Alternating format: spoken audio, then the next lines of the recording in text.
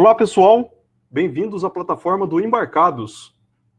Boa noite a todos. Hoje nós trazemos aqui o Sérgio Prado para uma apresentação sobre debugging em Linux embarcado. Essa sessão que tem o patrocínio da Mouse Electronics. Eu gostaria de saber de onde vocês estão falando do Brasil. Deixe um comentário aí no chat, pessoal. Vamos lá. Neste webinar, os participantes aprenderão a aplicar diferentes técnicas e utilizar diferentes ferramentas para depurar sistemas com Linux embarcado. O Sérgio Prado vai fazer a apresentação e vai depois mostrar o terminal dele e fazer na prática como ele usa debugging em Linux embarcado. Sem demorar muito, eu já vou chamar para a sala o Sérgio Prado. Vamos lá, Sérgio.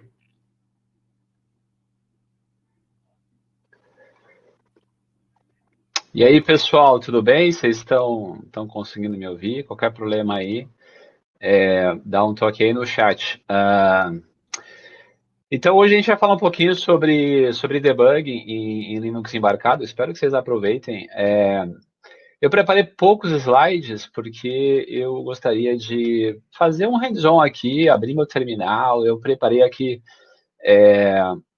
vários bugs para a gente poder estudar, analisar e aprender a usar algumas ferramentas. Então, vamos começar. Bom, para quem não me conhece, né, meu nome é Sérgio Prado, eu atuo aí no mercado de sistemas embarcados há muito mais tempo do que eu conto, mais de 20 e tantos anos. Comecei com 17 anos programando em Assembly para 8051 e aí não parei mais. Alguns me conhecem, né, pelo Embarcados, alguns me conhecem pela LabWorks, os meus treinamentos, né. Atualmente eu estou atuando na Toradex como líder do time que desenvolve o Horizon Core, que é uma distribuição Linux baseada em containers para sistemas embarcados, bastante inovadora. Sou sócio da LabWorks, né, onde eu ministro bastante treinamentos na área de Linux embarcado. Devido à pandemia aí, né, eu estou sem ministrar treinamento já há alguns meses, né, e atuando mais com consultorias. Tem o meu blog, o sergioprado.org, que alguns conhecem. Tem um blog em inglês também, o embeddedbits.org, que talvez alguns de vocês também conhecem. Eu tenho atualmente escrito um pouco mais no blog em inglês do que no blog em português. Além disso, eu sou colaborador de alguns projetos de software livre, né, do Buildroot, que eu colaboro bastante, que é um sistema de build para Linux embarcado, o Yocto, o próprio kernel Linux. Um pouquinho aí da minha história. Vamos para o que interessa, né? A nossa agenda aqui é falar sobre debugging, né? Então, eu tenho aqui alguns slides, porque eu gosto de falar um pouquinho sobre técnicas e ferramentas de debugging, né, de uma forma um pouco mais estruturada, né, porque eu acredito que esse tópico debugging é um tópico pouco explorado, né, nas universidades, nas instituições de ensino.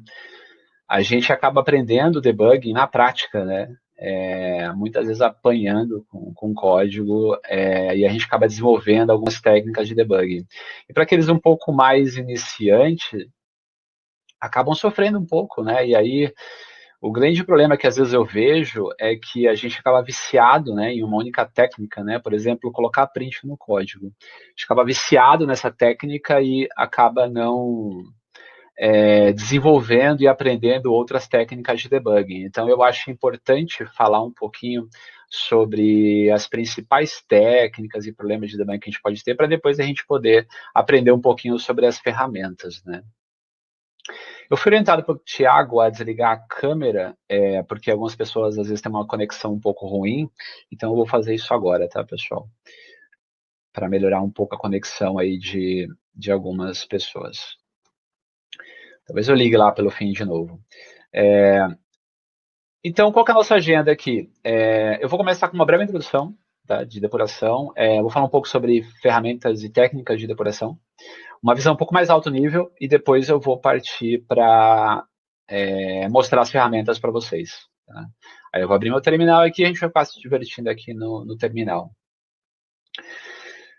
Então eu espero que essa apresentaçãozinha aqui nos slides leve uns 20 minutinhos e depois a gente abre o terminal e começa a aprender a usar as ferramentas aí no terminal.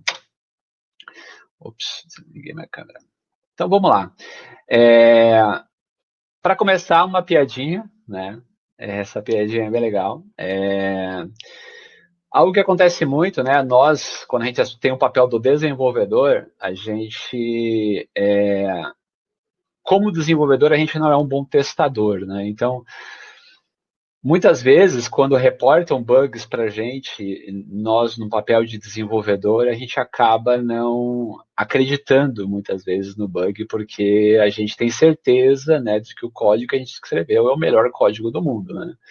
Então, o processo, né, de você receber, né, um reporte de bug, até você realmente assumir que o bug existe, né, leva às vezes um tempinho, né? Começa lá com, não, isso nunca acontece, testei o software, isso nunca vai acontecer. Aí você começa a assumir algumas coisas, né? Opa, eu testei na minha máquina, não aconteceu, mas pode ser que na sua aconteça, né? E você vai aos poucos, né, assumindo que pode ter um bug no seu código, né? Até um dia você se perguntar como isso um dia funcionou, né? Isso acontece muito, até porque nós desenvolvedores, né, às vezes um pouco de ego, né, às vezes um pouco de achar mesmo, né, que o código que a gente fez não tem bug nenhum, acaba deixando passar muitos problemas, né? E bug em software é comum, né?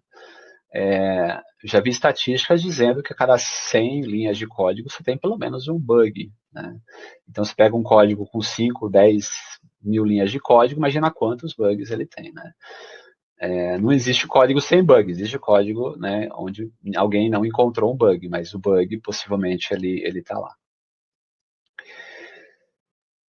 Debugging, né, ou depuração, é o processo de você encontrar e resolver erros, né? Essa palavra bug, né, é uma palavra que foi, é um jargão, né, na área de software nosso, que foi criado há bastante tempo, na verdade, né? Dizem que no século XIX, né, usavam já a palavra bug para descrever problemas em hardware, né?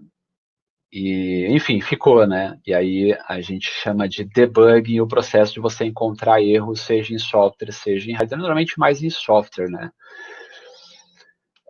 A gente costuma falar debugar, né? Mas debugar é um termo que não é, pelo menos não está no dicionário, né? Não existe essa palavra debugar no dicionário, né? Então, a gente criou essa palavra. O termo correto, se a gente for traduzir debug, né, seria depuração, né? E uma outra frase que eu gosto bastante, né, é a frase que diz, né, que no procedimento de software a gente passa 50% do tempo depurando software, isso é verdade, né? A gente passa uma boa parte do tempo procurando e resolvendo problemas, e a parte que a gente não está procurando e resolvendo problemas, a gente está inserindo problemas no software, né? Então faz parte, né, do processo de desenvolvimento, né, de um software, encontrar e resolver problemas. O objetivo desse webinar não é entrar nos méritos de como você evita problemas em software, né? A gente poderia falar de técnicas para você evitar problemas em software, né? Antes que você identifique eles em campo ou na fase final de testes, né? Você pode usar ferramentas estáticas de código para ou ligar todos os warnings do compilador, né? Isso vai fazer com que você possa encontrar muitos dos bugs, né, do código. Você pode usar a técnica do tipo TDD, né, Test Driven Development, onde você escreve o teste antes de escrever o código, né, e você escreve um monte de teste unitário, enfim. Mas o objetivo dessa apresentação não é isso, é falar realmente sobre como que eu pego um bug e encontro a origem dele, né? Esse vai ser o nosso foco aqui. Mas antes disso, quando eu comecei a estudar, né, sobre o processo de debug, eu percebi que não existe muito bem formulado, né, as etapas, né, de um processo de debug, né? E eu tentei, da minha cabeça, formular, né, quais seriam as principais etapas para você identificar e corrigir problemas em software, né? a partir do momento, né, que alguém descreveu para você o que você identificou um problema. Então, na minha concepção, seriam 5 passos, né, para você poder depurar um problema em software. Entender o problema, reproduzir ele, né, saber como reproduzir ele, identificar a origem do problema, que normalmente é o que leva mais tempo, corrigir, né, aí é a questão de você alterar o código, recompilar, fazer o deploy e testar, e se perguntar, resolvi o problema? Né? Ou seja, eu consigo reproduzir o problema? Não. Se eu não conseguir reproduzir mais o problema, em teoria, ele está corrigido. Se eu conseguir ainda assim reproduzir o problema, tem que voltar para o começo de novo. Né? Esse seria mais ou menos o ciclo de depuração, né, de um problema em software. Entender o problema é um passo super importante, né? Porque se você não entender o problema, como que você vai saber que você corrigiu aquele problema, né? Como que você vai saber aonde procurar pelo problema, né? Então, se a gente pensar aqui no nosso contexto, né, de desenvolvimento de Linux embarcado, né? Se eu não souber o que é um kernel panic, né? Como que eu vou depurar um problema de kernel panic? Se eu não souber o que é um erro de falha de segmentação de memória, né, quando um processo no Linux recebe um sinal chamado sig-sev, se eu não souber o que significa, né, que isso na verdade é que o processo acessou uma região inválida de memória, se eu não souber o que significa, como que eu vou resolver esse tipo de problema? Né? Eu vou ter muito mais dificuldade, né? Aí eu acabo adotando aquela técnica de, né, como se estivesse atirando no escuro, né? Pode ser que uma hora você acerte alguém, né, mas você vai ficar, né, o tempo inteiro ali atirando para cá e para lá, até você encontrar o problema, né? Você roda um programa e dá um crash no programa. Aí você abre o código-fonte e começa a colocar print para tudo quanto é lado, né? Você pode ficar uma semana fazendo isso se o código for grande, né? Agora, se você subentender, o crash está acontecendo por causa disso. Vou usar essa ferramenta para fazer essa análise. Em 10 minutos você acha o problema. Então, entender o problema é uma etapa super importante do processo de depuração, né, de erros. E é claro que para você desenvolver, né, o entendimento, desenvolver o conhecimento, mesmo com o tempo, né? Para você desenvolver conhecimento no kernel Linux, você vai ter que ler livros, você vai ter que aplicar bastante, você vai ter que ter experiência com problemas reais, para você poder ir desenvolvendo o conhecimento nessa área, né? Então não tem muito segredo aqui, né? O conhecimento ele vem, né, com o tempo e conforme a gente vai estudando sobre aquele assunto. Quanto mais conhecimento você tiver, obviamente, mais produtivo você vai ser em entender e identificar e corrigir problemas. A segunda etapa é reproduzir o problema. A partir do momento que você entende, esse problema está acontecendo porque a aplicação está acessando uma região inválida de memória. Você precisa saber como reproduzir aquele problema. Né? Será que é rodar essa aplicação com esse parâmetro? Ou então, será que eu tenho que mandar a mensagem para a aplicação via socket para ela poder encerrar a execução? Né? Como que eu reproduzo aquele problema? Isso é super importante. Se você não conseguir reproduzir o problema, ou não souber como reproduzir o problema, como que você vai saber no final que você corrigiu aquele problema? Né? Então, isso é super importante. O que às vezes acontece é que alguns problemas são intermitentes. Né? Eles acontecem em determinadas situações que a gente não tem ainda o conhecimento, né? Quais são todos os fatores que influenciam a execução de uma aplicação, né, para ela causar aquele problema. A técnica que eu uso para problemas intermitentes eu tento automatizar testes. Então, se uma aplicação ela está travando, por exemplo, quando ela está se comunicando, sei lá, por internet com um outro sistema, eu procuro desenvolver uma aplicação que vai se comunicar com essa outra aplicação, né, enviando mensagens para ela. Eu tento automatizar, né, o processo de comunicação com a aplicação, de forma que eu consiga maximizar a possibilidade do erro acontecer. Né? Então, tendo uma aplicação de testes, eu posso gerar diversas mensagens, por exemplo, com valores diferentes, para ver se é isso que está causando o problema. Né? Então, eu tento simular, né, uma situação real através de algo mais automatizado e deixo rodando. Né?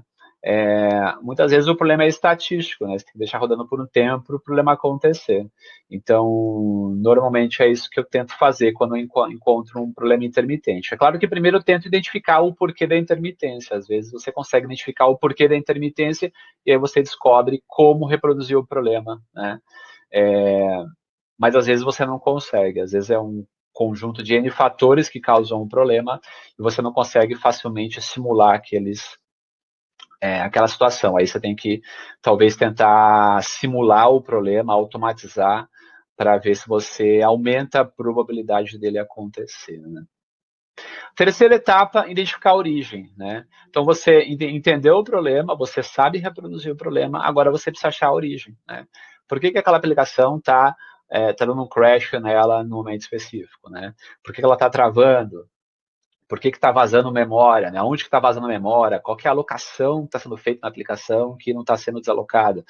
Então, aí é identificar o problema. E aí que vem diversas técnicas e ferramentas, né, que vai ser o objetivo dessa apresentação. O último passo, né, é corrigir o problema, né? Então, você entendeu o problema, você sabe reproduzir, você achou a origem, né? Aí é uma etapa manual, né, de você pegar o código, alterar o código, recompilar, atualizar ele e testar de novo, ver se o problema é reproduzível, né? Se o problema for reproduzível, você não corrigiu, né? Se você não conseguir mais reproduzir o problema, você corrigiu o problema. Então, basicamente, essas são as etapas, né, de um processo de depuração de um erro em software. Quais são os principais tipos de problema que a gente pode ter? Eu também procurei informações sobre isso na internet, eu não encontrei muita informação assim, estruturada sobre os principais tipos de problema, então eu criei as minhas categorias de problema. Eu diria que em software eu consigo pegar qualquer tipo de problema e encaixar numa dessas cinco categorias. Crash, travamento, lógica, vazamento de recursos e performance. Crash é quando uma aplicação encerra abruptamente sua execução, né? Boa parte, no Linux, pelo menos, boa parte dos problemas de crash são acessos inválidos à memória, né? O Linux, ele roda normalmente em sistemas que contêm MMU, né? MMU é um pedacinho de hardware ali que gerencia o acesso à memória, né? E ele acaba isolando os processos, né, com respeito à memória. Então, um processo não enxerga a memória de outro processo, né? Se o processo tentar acessar a memória de um outro processo, a MMU vai lançar uma exceção, o kernel vai capturar aquela exceção e mandar um sinal ao processo, que é o SIG-SEGV, Segmentation Fault. E aí o processo é encerrado, né? Porque ele tentou acessar uma região de memória inválida. Essa é uma das situações mais comuns de crash. Mas é claro, por exemplo, se uma aplicação fizer uma divisão por zero, crash, né? Se a aplicação tentar acessar uma região inválida de memória, ou se a aplicação tentar executar uma instrução inválida, né? Por exemplo, você tem lá um binário corrompido. Se você tentar executar esse binário, e ele tiver alguma instrução inválida ali, vai ter um novo crash, né? Então, a crash é quando a aplicação encerra abruptamente sua execução. Eu vou, na prática, aqui mostrar para vocês como tratar problemas de crash em Linux. O segundo tipo de problema é travamento. Aí é quando a aplicação ela simplesmente trava, né? Pode ser um erro de lógica da aplicação, né? Ou pode ser também um problema de deadlock, por exemplo. Você fez um programa multithread, né? E, sei lá, duas threads, elas entram em deadlock, uma esperando a outra, por exemplo, né? Se você tiver uma situação onde duas threads tentam acessar dois mecanismos de lock, dois mutexes, por exemplo, essa situação ela pode acontecer, né? Elas entram em deadlock, é uma esperando a outra. Esse é um segundo tipo de problema que a gente pode ter. Terceiro tipo de problema, lógica, é quando aparentemente tudo funciona, só que o resultado não é esperado, né? Então, você tem a entrada, você tem um processamento, tem a saída, só que a saída não é esperada. Aí é um problema que eu chamo de lógica, né? Pode ser porque você implementou simplesmente errado a aplicação, pode ser porque você especificou errado e, consequentemente, ele foi implementado errado, né?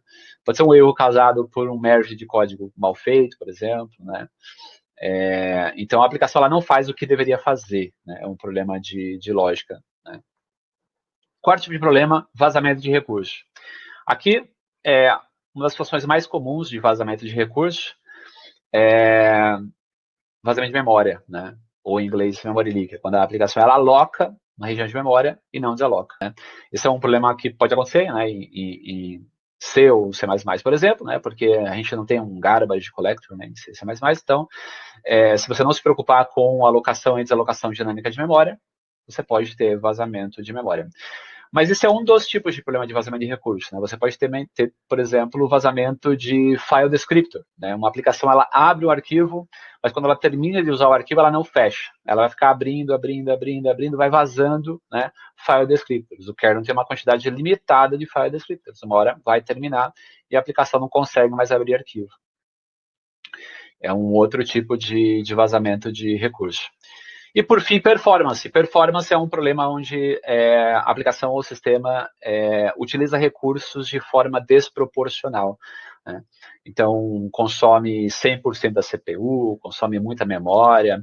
Muitas vezes não é nenhum problema, às vezes é um erro de design da aplicação, não é um bug no código, mas é um erro de design da aplicação mesmo, né?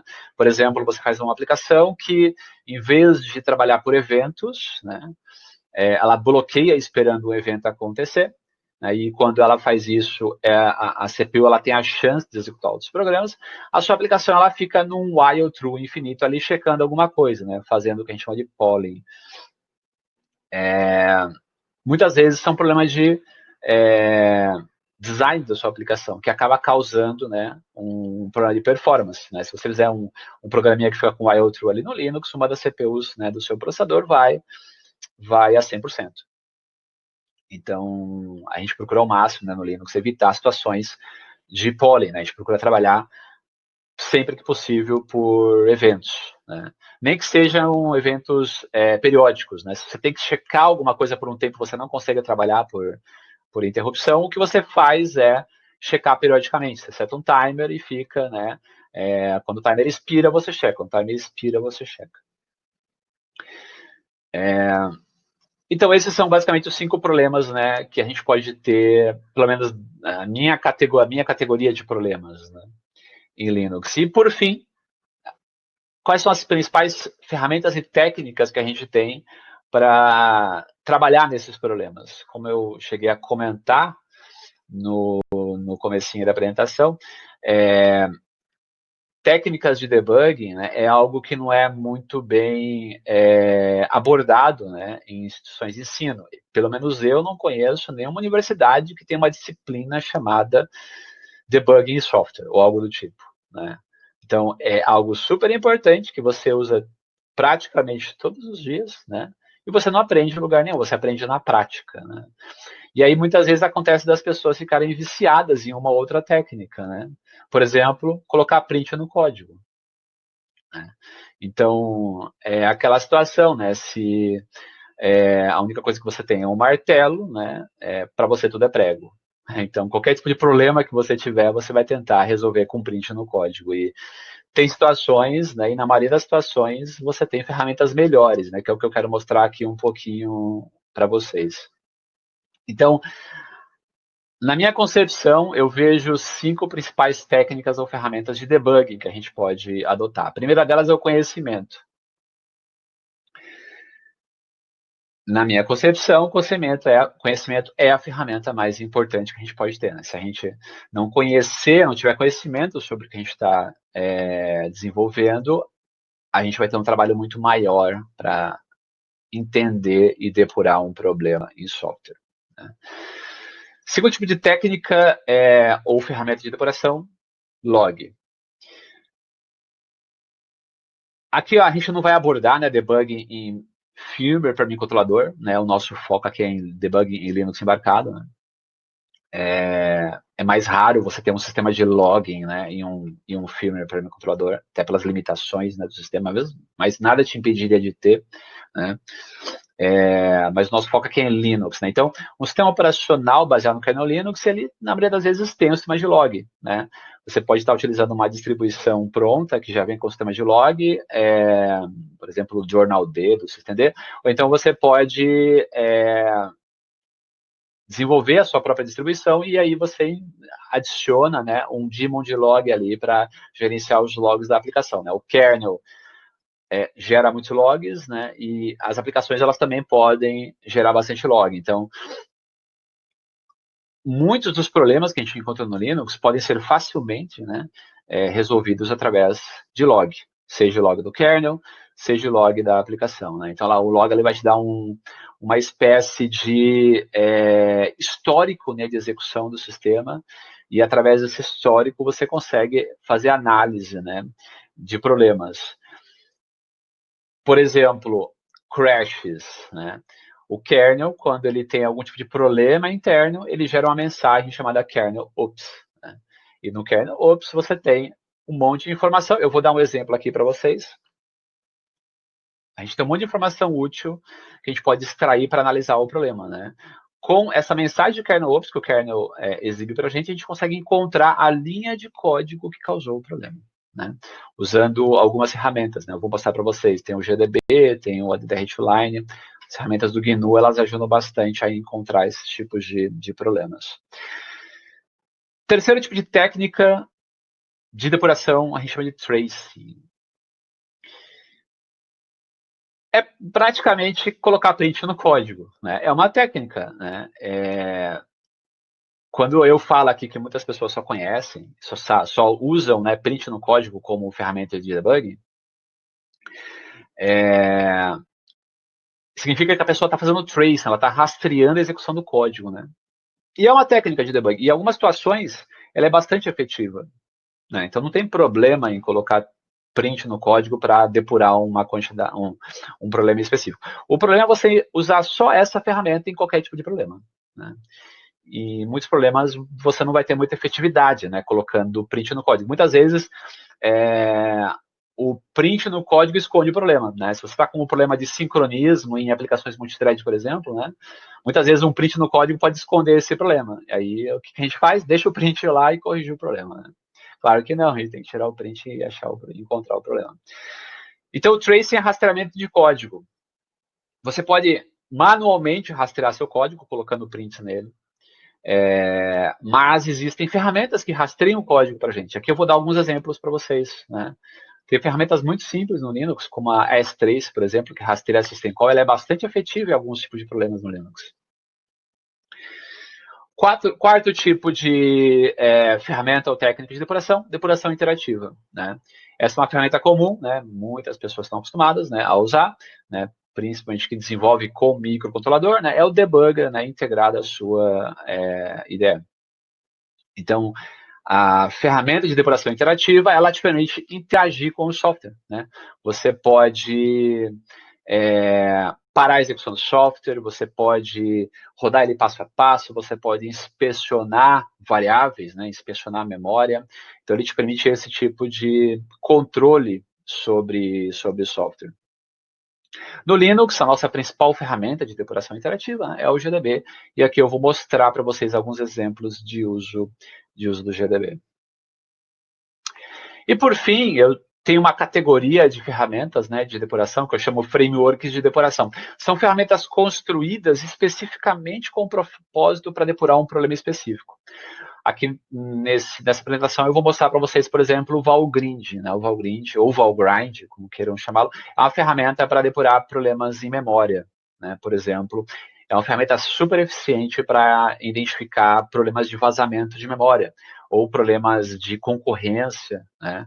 O Valgrind pode ajudar bastante. É um framework de depuração, o Valgrind, né? Com diversas ferramentas integradas a ele.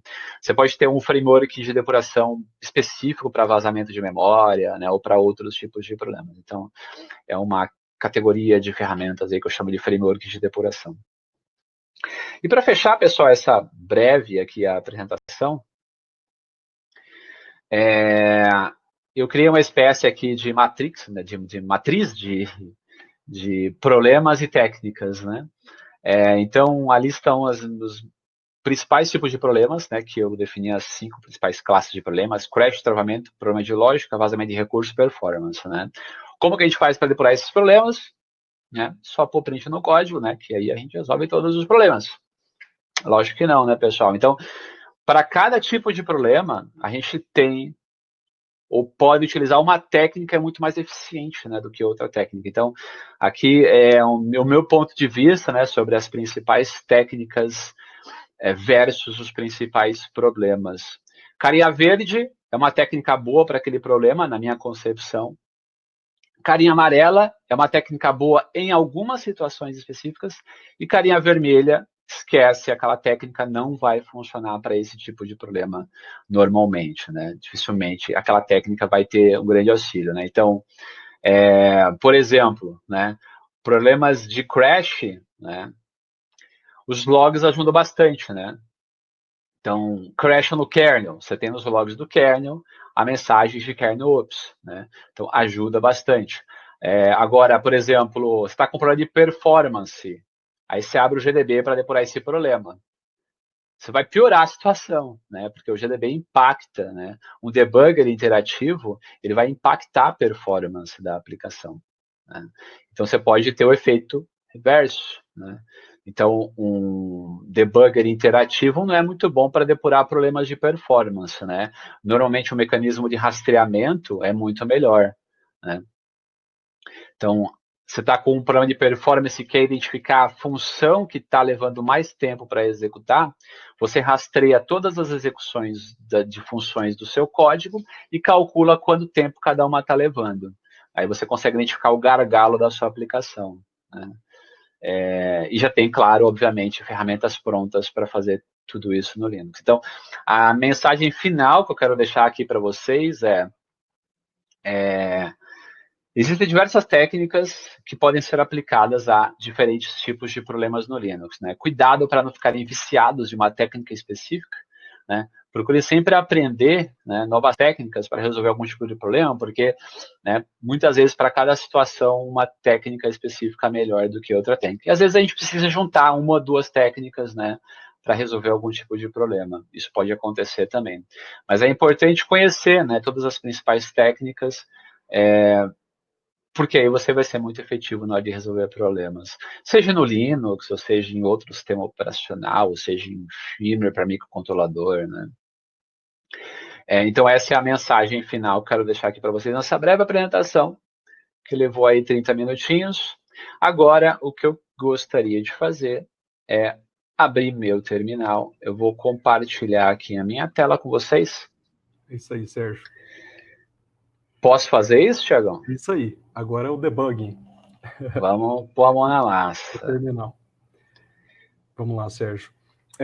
Ô, Sérgio, se você quiser depois ligar a sua câmera agora na terminal, o pessoal não reclamou da conexão, não. Eu acho que vai ser legal.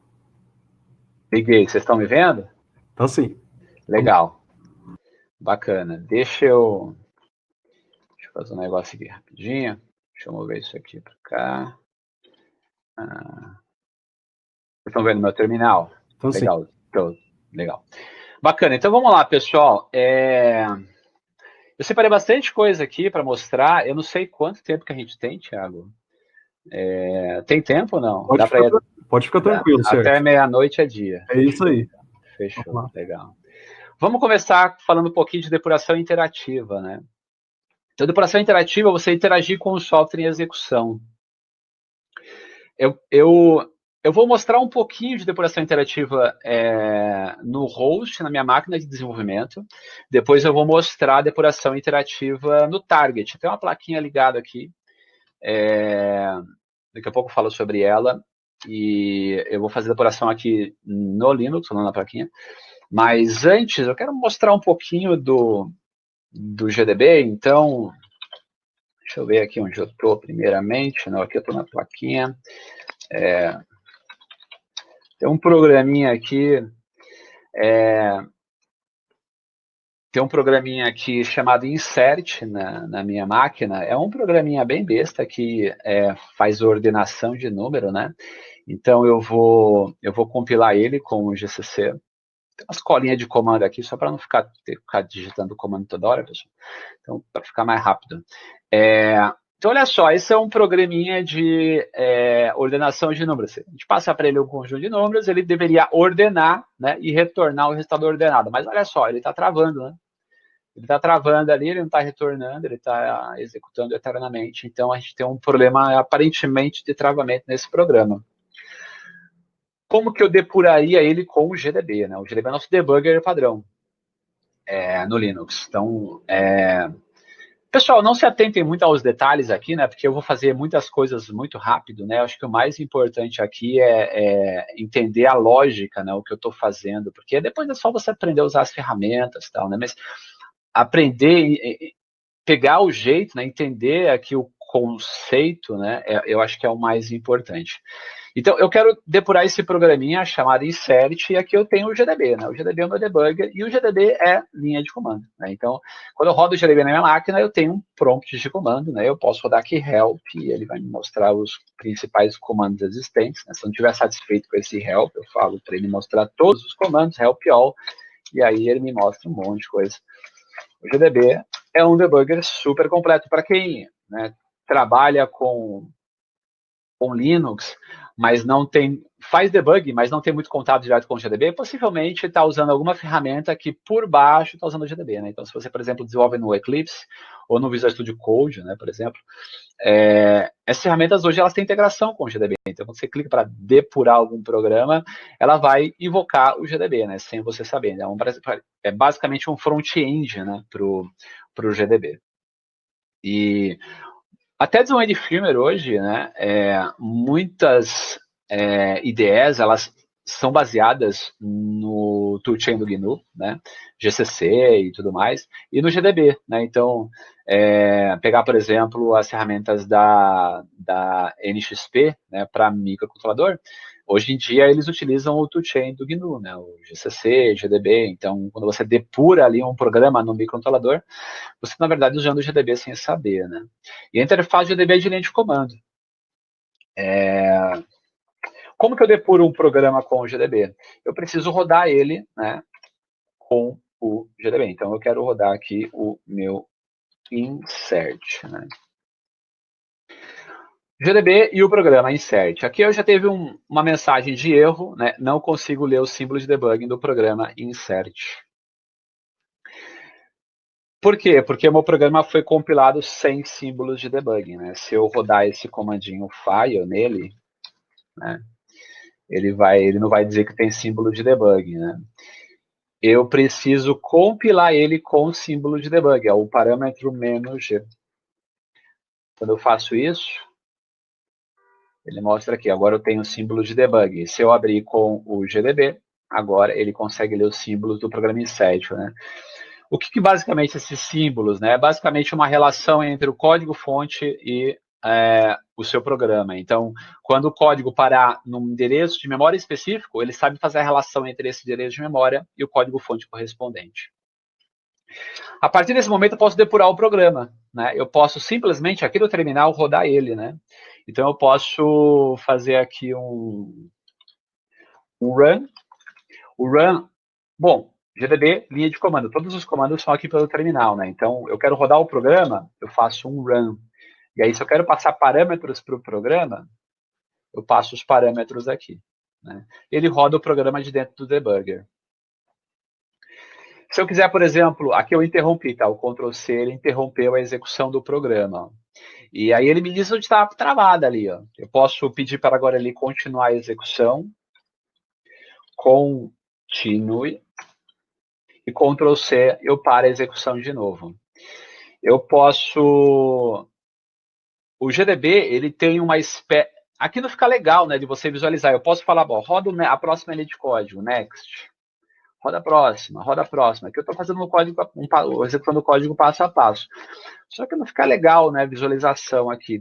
Tem uma ferramenta integrada, um modo gráfico, entre aspas, integrado no GDB, que é chamado de TUI. Eu posso abrir ele de duas formas. Eu posso rodar no modo TUI ou abrir em tempo de execução, né? Eu vou rodar aqui o programa no modo TUI. No modo TUI ele abre uma janelinha, fica mais fácil de visualizar o código, né? O que eu vou fazer aqui agora? Eu vou colocar um breakpoint na função main. Então, o comando é break main. Coloquei um breakpoint na função main. O código está ali em cima, né? Aqui o código, está lá o breakpointzinho na função main. E vou rodar o programa, run e os parâmetros. Parou ali na função main, ó. Agora eu posso falar, roda a próxima linha de código, next. Next ele roda a linha, seria numa IDE, seria o step over, né? Roda aquela linha sem entrar na função. Se eu quiser entrar na função, aí tem outra função, tem outro comando que é o step. O step entra na função. E aí que eu posso fazer next, next, next, next, next, né? Rodando o código. Aí que dá para ver, ó, se eu segurar o enter, ele vai rodando passo a passo, né? Ele vai repetindo o último comando, rodando next eternamente. Dá para ver que ele está travado nesse loop, né? Se a gente olhar um pouco o código-fonte, a gente consegue ver aqui que ele, em teoria, ele iria fazer uma iteração nesse num y. Eu posso imprimir aqui o valor de variáveis. Então, por exemplo, print num y, né? O valor é 0. Aí eu posso fazer um next. Agora eu posso imprimir de novo no y. O valor mudou para 1, né? Porque aqui ele incrementou. Aí eu posso fazer um next de novo. E aí eu vou rodando o código, imprimindo variáveis. Então, aquela interface, né, que a gente tem na IDE, ela está basicamente exportando isso para a gente de forma mais amigável, né, com botõezinhos, tal, janelinhas, mas o controle real está sendo feito via GDB, né, quando a gente depura um sistema com Linux. E mais uma vez, o objetivo aqui não é, né, dar uma introdução de GDB para vocês, mas mostrar ele em funcionamento. E tem muitos recursos sobre GDB na internet, tem livros, tem manuaizinhos de referência de comandos, né? Eu não costumo decorar comandos do GDB, eu conheço uma parte deles, muitas vezes eu tenho que ir no manual para procurar informações sobre como fazer alguma coisa específica, né?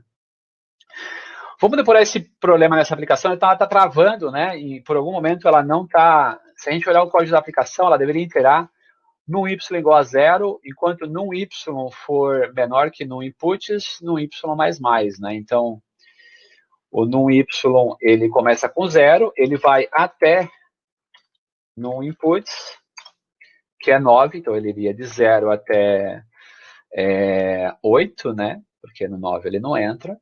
Quando chegar em 9, ele sai do for. Estranho, né? Porque ele está preso nesse loop aqui, né? Tem outro comando no GDB que é o display. O display é uma espécie de monitoramento de endereço de memória. Eu posso falar, ó, GDB, eu quero que você monitore essa região de memória. Toda vez que eu parar a execução, você exibe para mim o valor dela. Então, eu vou colocar aqui um display no Y. Então, sempre que eu fizer um next, ele mostra o valor atual do no Y. Não precisa ficar imprimindo, né, automaticamente. Ó. Olha que interessante, né? Ele tá em 1 aqui, aí ele executa essa função e ele volta para 0. Então, aparentemente, essa função ela está zerando no Y. Né? A gente pode entrar nela, dar um step nela. Step. A maioria dos comandos no GDB ela tem uma espécie de abreviação, né? O step, que seria o step into, entra na função, né, e roda lá dentro, é só essa a mesma coisa. Então, eu entrei na função, logo na primeira linha, a gente tem ali o problema, né? Zerou no Y, né? Aqui que deveria ser uma comparação, né? É uma atribuição. Então, esse é o problema do código. Esse problema em específico, né? Esse meu código aqui tem 3 probleminhas, mas eu não vou nos 3 porque eu quero mostrar outras coisas para vocês, né? Aqui eu quis dar mais um overview geral, né, de execução do GDB. O GDB ele é super completo, dá para fazer um monte de coisa com ele, né? Deixa eu mostrar um outro negócio legal aqui para vocês. Ainda no meu host, né, daqui a pouquinho eu vou para o target, para a plaquinha. Tem aqui... Eu tenho aqui na minha máquina um joguinho chamado N-Invaders. Alguns de vocês aí talvez conheçam o Space Invaders, né? N-Invaders, né? Esse é o Space Invaders do terminal, olha só. Só que esses aliens estão sacaneando, né? Pô, eles são muito rápidos, não dá pra ganhar deles não, né? Mas a gente vai sacanear esses aliens com GDB agora, né? Não dá pra ganhar deles, é impossível ganhar desses aliens. Game over. A gente vai fazer o seguinte.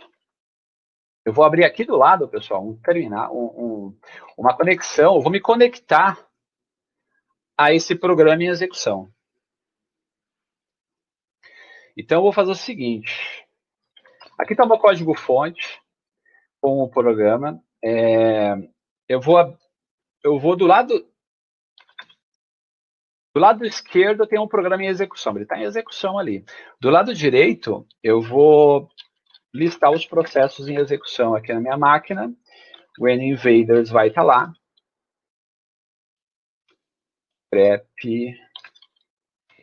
NInvaders. Ops, PSAUX. Aqui o meu NInvaders. O ID dele é esse aqui, ó, 13134. O GDB ele me permite se conectar a um processo em execução. Então, GDB menos P e o PID dele, né, o ID dele que é 13134.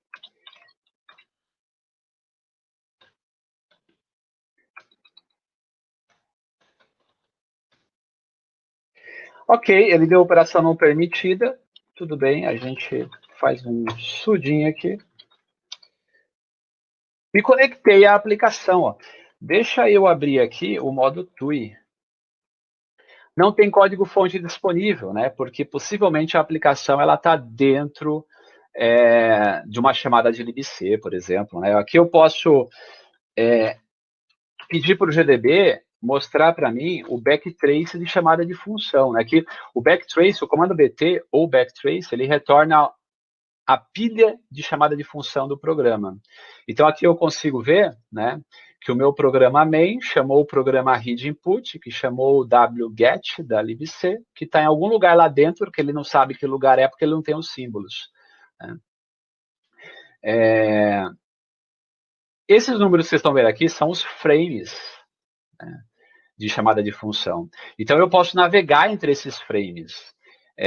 Eu posso ir para o frame do main. O comando para isso é o comando frame, ou só F.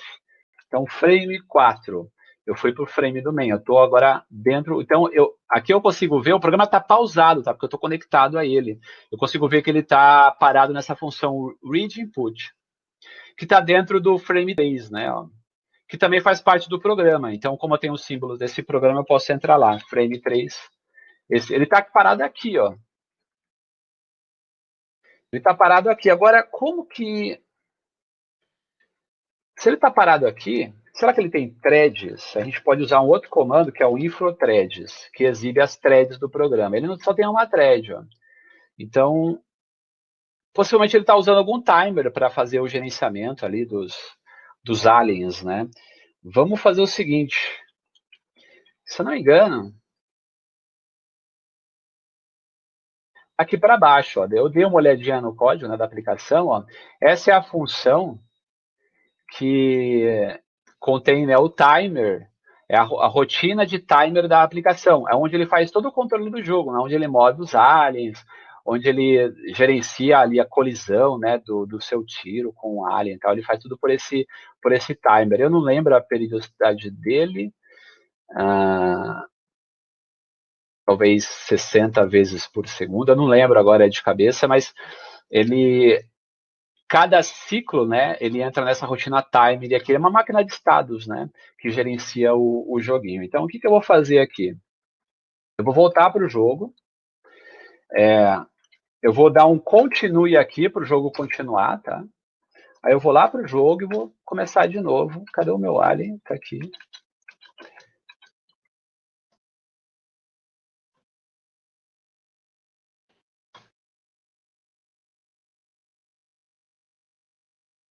Quero morrer para ele começar de novo. Peraí.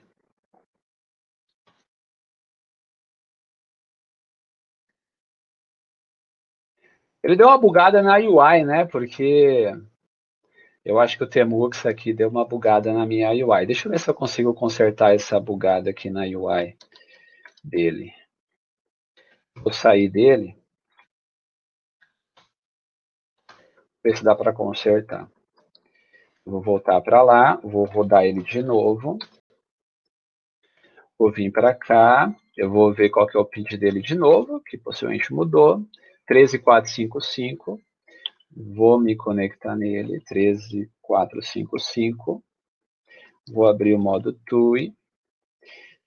Vou ver o backtrace, mesmo esquema, vou entrar no frame 3.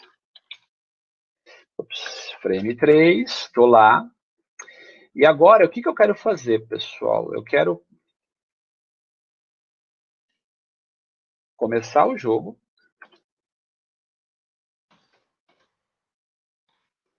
Deixa eu dar aqui um continue. Eu vou dar um Ctrl C. Eu pausei o jogo. Eu quero sacanear esse jogo agora. Eu quero fazer os aliens dele parar de se mexer. Então, aqui embaixo, ó, tem a rotina de timer, né? Então, eu vou fazer... Aqui é uma máquina de estados, né? Agora, ele está nesse estado aqui, que é o game loop, né? Onde ele fica gerenciando, dá para ver aqui, né? Move os aliens, move o míssil do jogador, o míssil dos aliens e tal. E ele tem aqui uns contadorzinhos. Então, aqui é a máquina de estados que gerencia, né, a movimentação dos, né, entre aspas, personagens. Eu vou colocar um breakpoint aqui nessa função. Eu vou colocar um breakpoint na linha 218, que é o switch case dele ali. Então, B de break 218. Agora tem um breakpoint ali. E eu vou fazer o seguinte, agora eu vou sacanear ele. Bom, eu já dei uma olhadinha no código, né, para ver como que a lógica dele funciona. Ele movimenta, ele tem esse contadorzinho aqui, ó, Aliens Move Counter. Ele movimenta sempre que o contador for zero. Então, quando o contador é zero, ele move os aliens, né, uma posição para a direita. Então, eu vou fazer com que nunca esse contador seja zero. Aí, ou seja, ele nunca vai mexer os aliens, né? Tem um comando no GDB que é o commands. Você pode... O commands é um comando que você põe lá dentro um monte de comando para ele executar quando parar em um breakpoint. Então, sempre que parar em um breakpoint, ele vai rodar aqueles comandos. O que eu vou fazer? Quando ele parar naquele breakpoint que eu coloquei, eu vou fazer com que ele sete aquela variável para ela nunca ser zero, né? Então, eu vou fazer aqui, ó, commands, ele me deu um promptzinho, ele falou, coloque seus comandos até quando você terminar, você colocar end ali. O primeiro comando que eu vou colocar é o silent, para ele não ficar imprimindo coisas no terminal do GDB, conforme ele vai parando no breakpoint. Aí eu vou falar para ele fazer um set da variável aliens move counter. Ela vai ser sempre 1, sempre que ele parar naquele breakpoint, ou seja, ela nunca vai zerar, né? Eu vou falar para ele, depois disso, continuar a execução. Então, ele para no breakpoint, seta a variável e continua a execução. E vou terminar aqui o meu... Agora eu vou dar um continue. É só, o jogo está rodando, né? Ele está parando, a gente não está vendo, ele está parando no breakpoint, setando aquela variável para 1 e continuando a execução.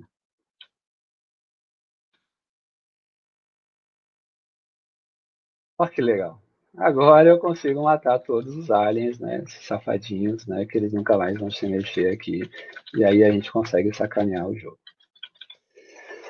É lógico que eu peguei esse exemplo, né, para ficar um pouquinho divertido, né, e aqui também está um pouco mais fácil, porque a gente tem um código-fonte, né, do jogo para poder sacanear. Às vezes a gente não tem código-fonte, então aí você só trabalha com os símbolos dos endereços de memória, né, que é mais difícil, mas também não é impossível de você fazer esse tipo de sacanagem, né, se você achar o local exato, né, a região de memória exata, para poder alterar, né? Você poder pegar o código em assembly, né? Encontrar o valor dessa variável, onde que está essa variável que está armazenada e fazer a mesma coisa, né? Claro que levaria mais tempo, com o código em C você consegue entender melhor o que está acontecendo. Mas o que eu quis mostrar aqui para vocês é a capacidade do GDB, né? Como que vocês fariam isso dentro de uma IDE? Né? Eu acho que até dá para fazer no Eclipse, mas é algo bem escondido, assim, né? Não é algo que a gente está acostumado a fazer, né? Então, o GDB, na linha de comando, ele te dá uma capacidade infinita do que você pode fazer para depurar um programa. Né? Legal, pessoal. Espero que tenha sido divertido. Agora eu quero mover um pouquinho para a plaquinha. Deixa eu fechar aqui esses terminais.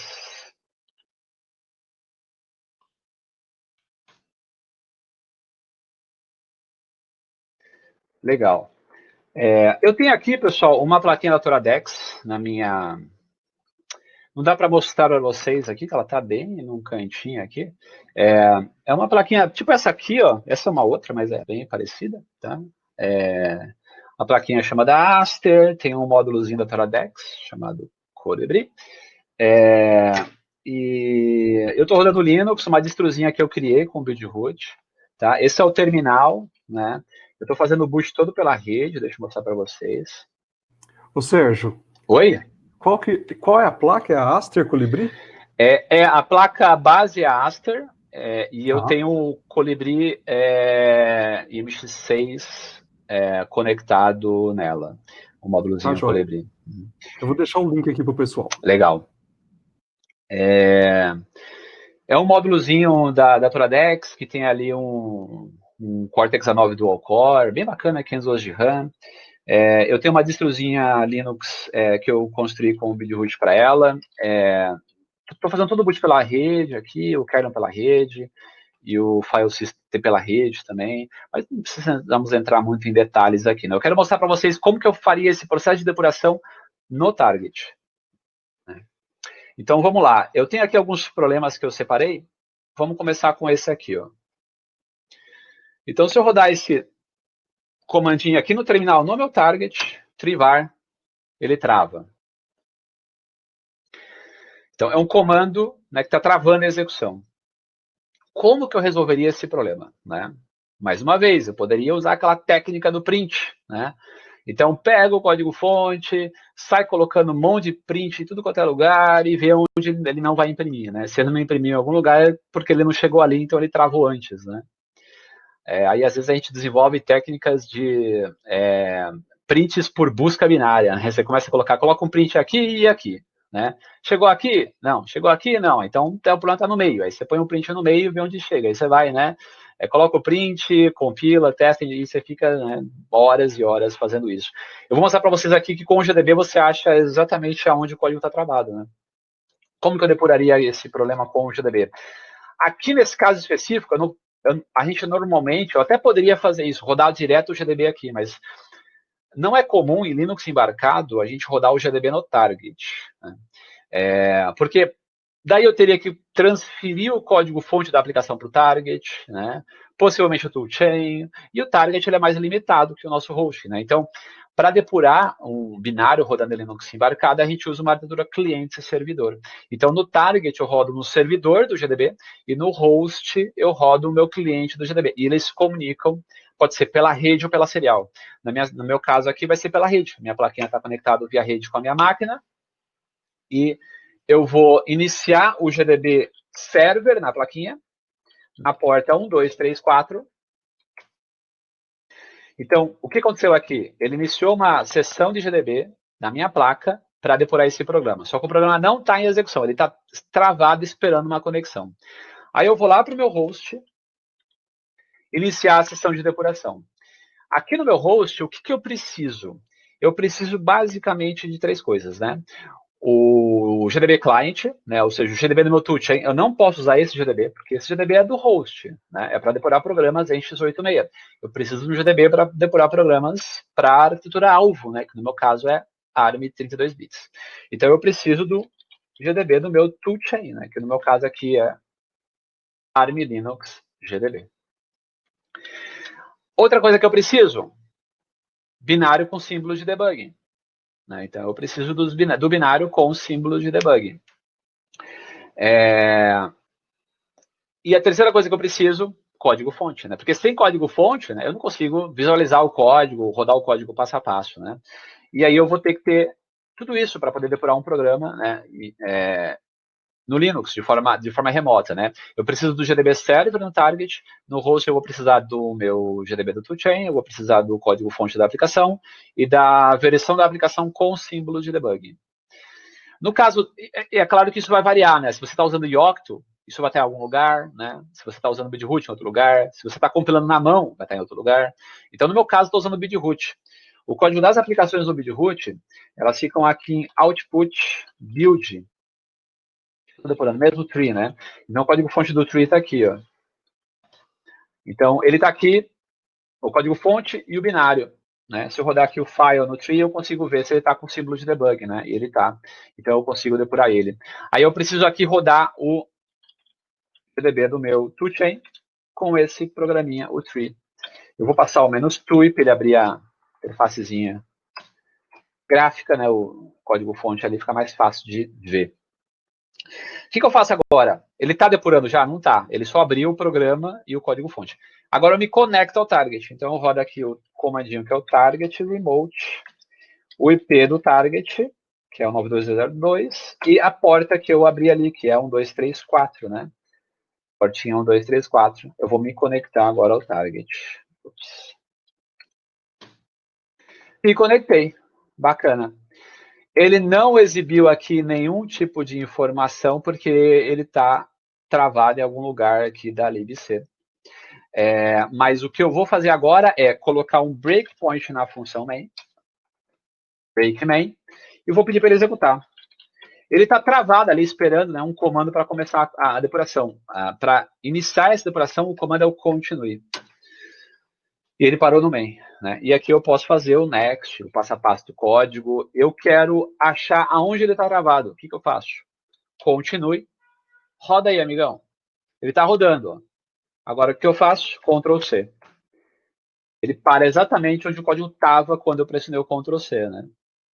3 segundos para vocês acharem o problema. Ponto e vírgula aqui, né? No while de sacanagem. Né? Para travar naquele while ali. Mas vocês viram como foi fácil, né? Eu não precisei abrir código, pôr print, olhar o código, né? Eu me conectei ao código, ao target, né? O código está travado em algum lugar, né? Eu me conecto ao GDB, eu falo, para a execução. Ele vai parar onde? Aonde ele estava executando, que é no ponto de travamento. Vamos ver outra situação. Vamos ver, por exemplo, uma situação onde dá um crash, né? Eu acho que esse programinha que eu tenho aqui, ele dá um crash. Bonito, né? Floating Point Exception. Uma exceção, né? Um tipo de crash, tá? Só que nesse caso um crash de uma exceção de ponto flutuante, né? Alguma operação aritmética ali falhou, né? E legal, como que eu depuro com o GDB? Mais uma vez, né? Eu poderia olhar o código, pôr print e tal, mas como que eu depuraria esse programa com o GDB? Mesma coisa, né? Eu vou rodar o programa com o GDB.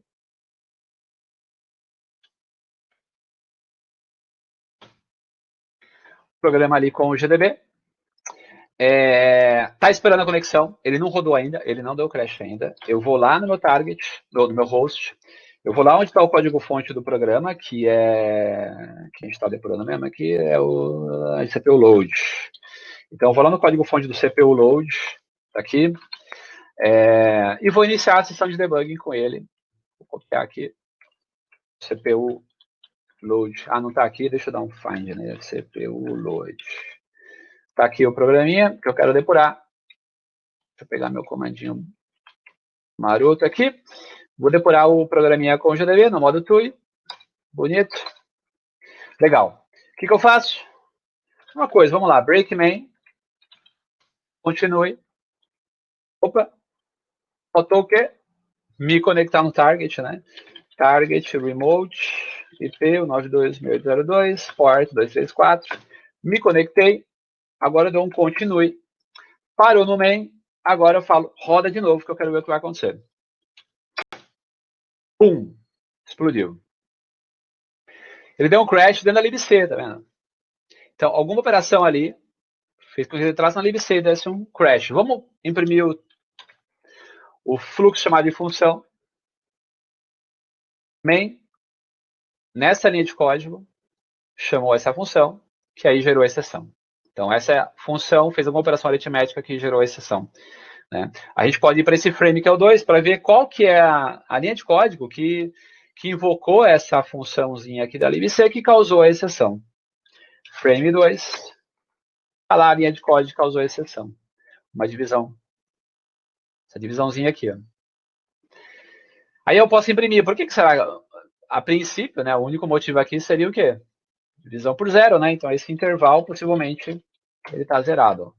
Print intervalo está zerado. Então a gente fez uma divisão por zero aqui, né? E se a gente olhar o código, o parâmetro I, ele não está validando o valor, né?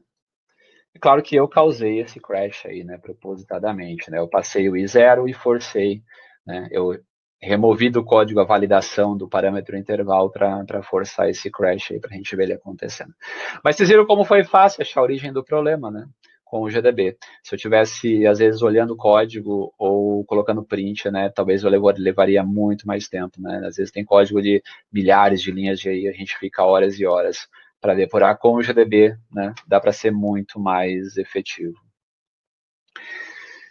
Legal, eu acho que isso é suficiente para o GDB, porque eu quero mostrar outras coisinhas para vocês. Vamos fazer um pouco de análise de crash. Deixa eu fechar aqui a minha sessão.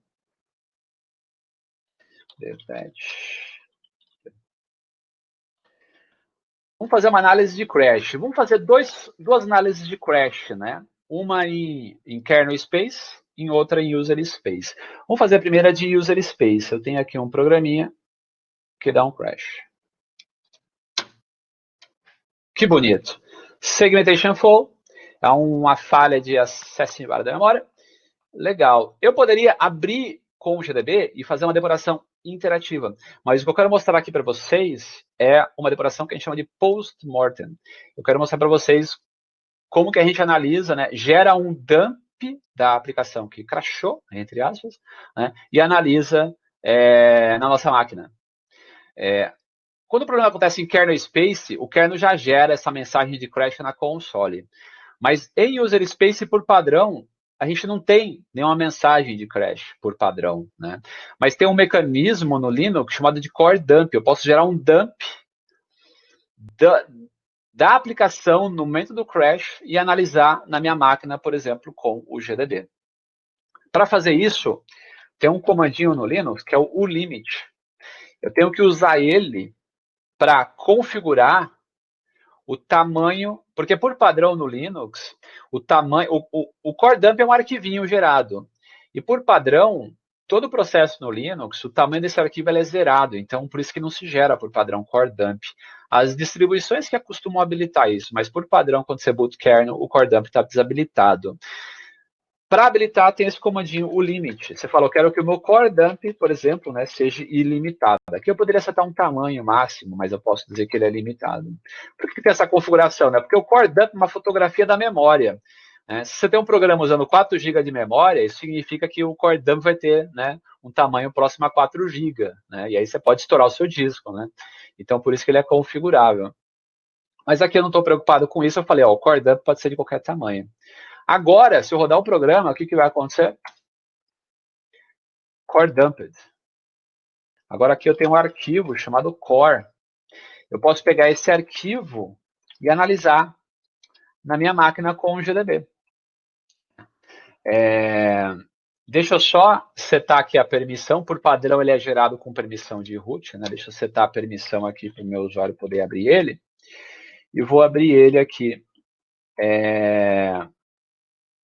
com o GDB. Como que eu faria isso? O que eu preciso, né?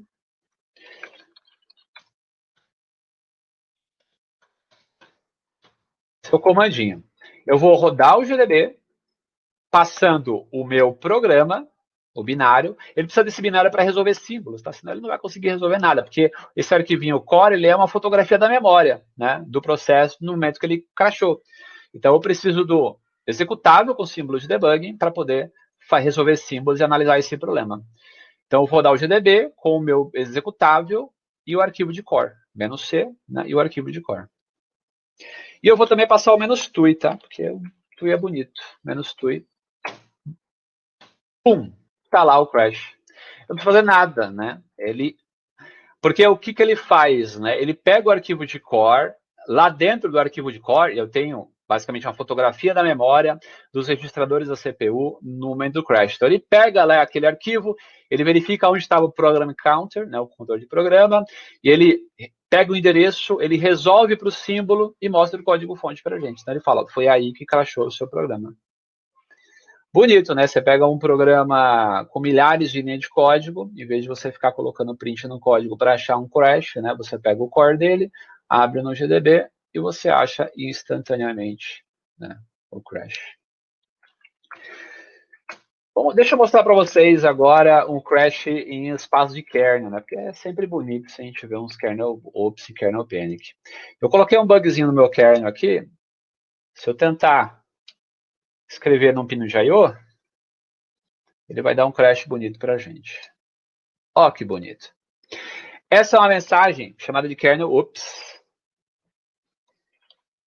São kernel ops. Ele não deu kernel panic. Kernel panic é quando ele trava a execução. Eu não consigo fazer mais nada. Kernel panic. Esse aqui é só um kernel ops. Ele conseguiu se recuperar de alguma forma, mas é lógico que ele está numa situação, num estado aqui não confiável, né? Mas ele continua em execução. E apesar de ser uma mensagem, né, do kernel que meio assustadora, né? Porque você tem um monte de número ali, né? Tem muita informação útil aqui. Uma informação bastante útil aqui, ó, é o backtrace, né?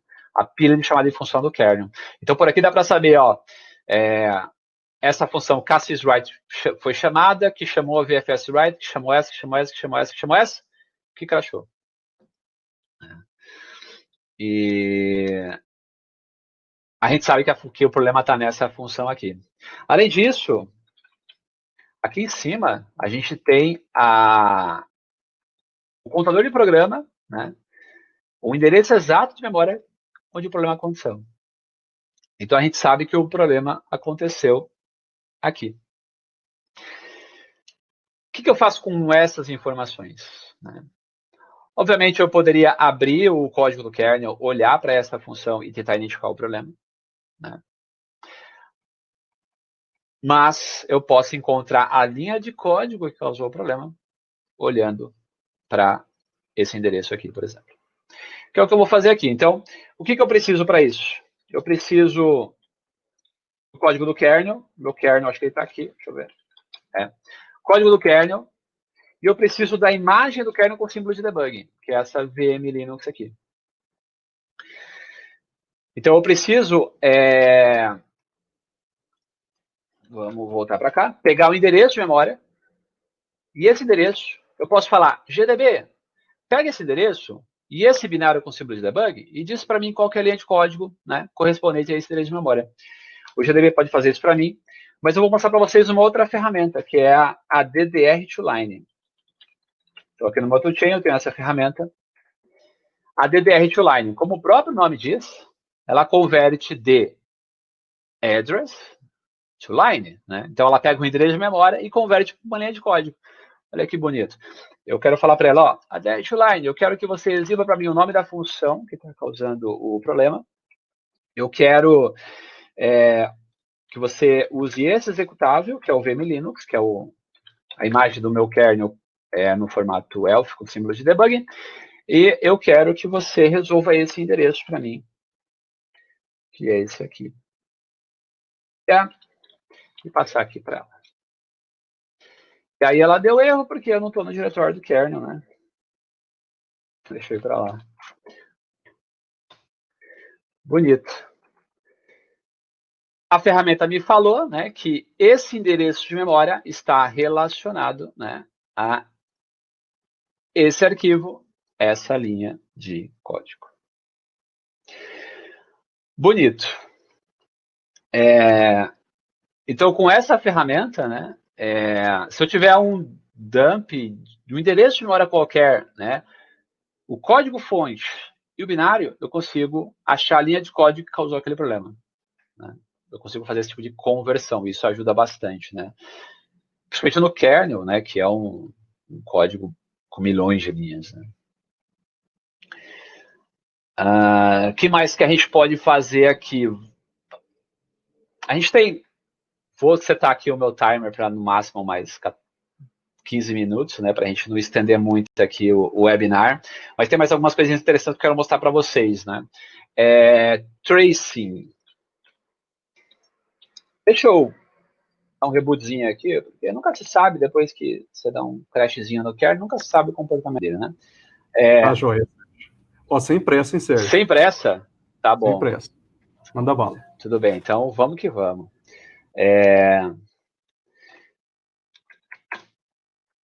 Tracing é rastreamento de código, né, pessoal? E quando a gente coloca print no código, a gente está fazendo tracing, mas eu quero mostrar para vocês que existem algumas ferramentas que fazem automaticamente o tracing para a gente. Uma delas, que é uma das mais simples e eficientes, é a S-Trace. A S-Trace, ela rastreia System Call, né, que são chamadas de sistema, né, que é quando uma aplicação quer se comunicar com o kernel, né, minha gatinha está miando aqui no meu quarto, um momentinho só, pessoal.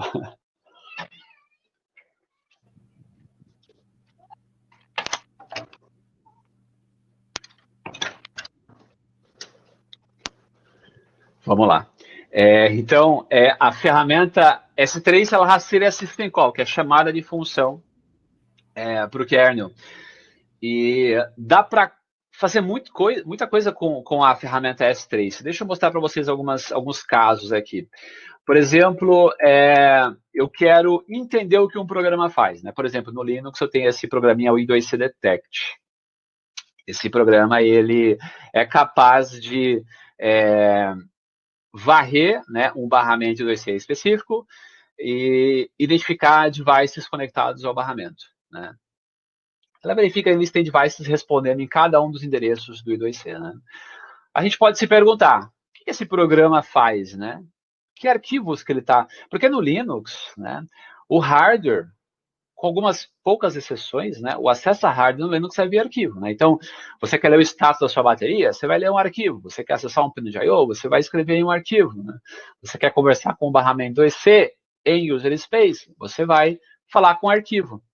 Então, aqui a gente pode se perguntar, que arquivo essa ferramenta está usando para acessar e falar com o barramento 2C? Muito fácil. S3.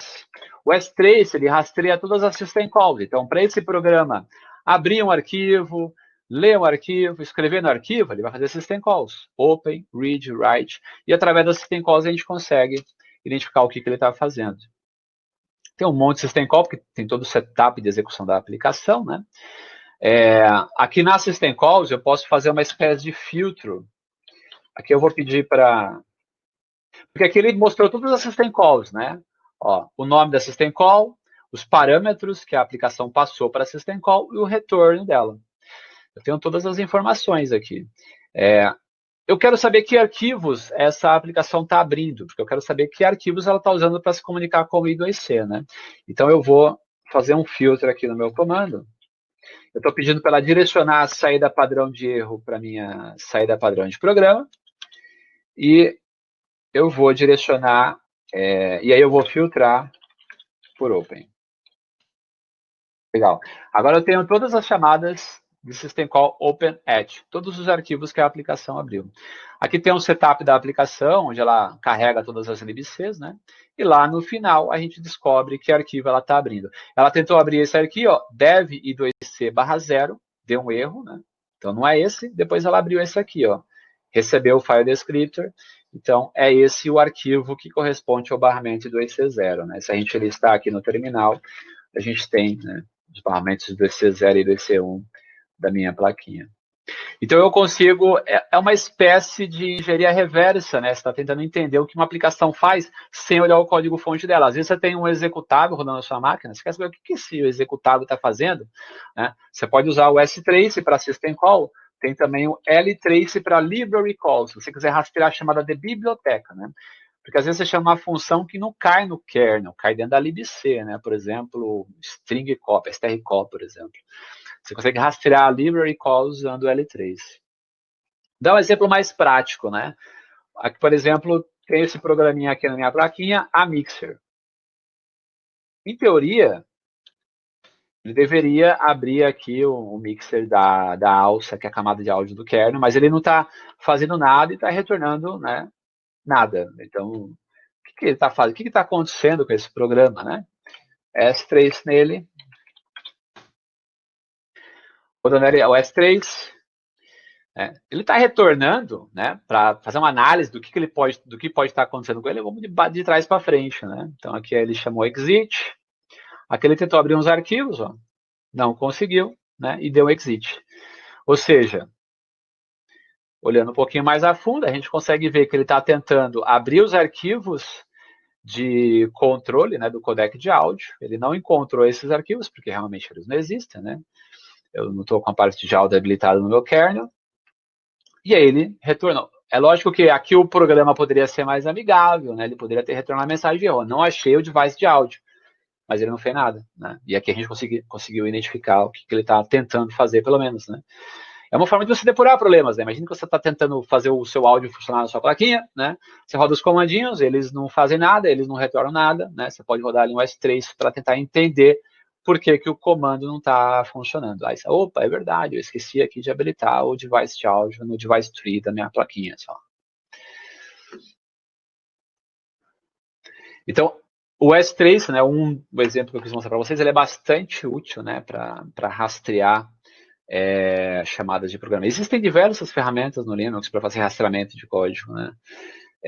Então, mais uma vez, né, procurem, né, tentar entender e usar essas ferramentas, né? Por exemplo, tem uma ferramenta no Linux chamada Perf, que ela foi criada inicialmente para fazer análise de performance, mas hoje ela tem diversas features de rastreamento. Você pode usar a Perf para rastrear chamadas de função da sua aplicação, por exemplo, né?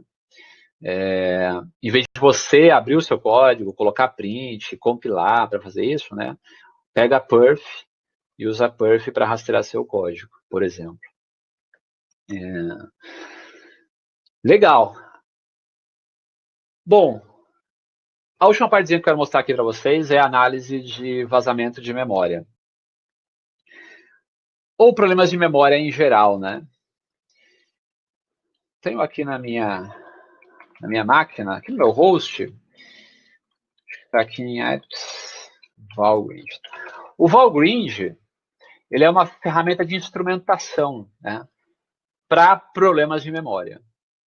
Então, o Valgrind, ele é uma ferramenta de instrumentação que provê algumas ferramentas para você poder fazer análises de uso de memória, análise de cache, essas coisas. Eu vou mostrar para vocês duas ferramentas que fazem parte desse frameworkzinho aí. Que é a MainCheck e a Hellgrind.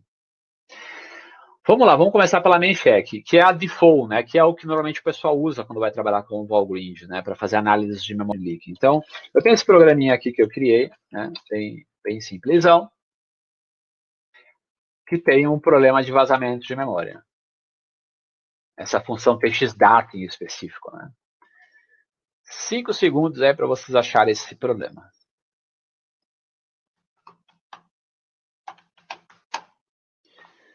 Quem achou, achou. Quem não achou, vamos achar agora com o Valgrind. Então, como que eu faço para rodar o Valgrind nesse programa para ver se ele tem algum problema de vazamento de memória? Pessoal, isso é importante.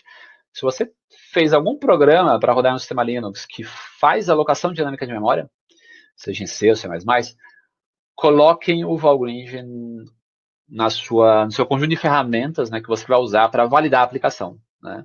Então, o Valgrind ele tem que fazer parte da checagem, né, da sua aplicação. Seja durante o desenvolvimento, seja no fim, né, mas se você faz alocação dinâmica, ou principalmente se você usa extensivamente a alocação dinâmica de memória, use um Valgrind para validar se existe algum tipo de vazamento de memória na aplicação. Como que eu uso o Valgrind, né? Primeiro, eu preciso, obviamente, compilar a minha aplicação. Deixa eu pegar aqui o meu bolinha.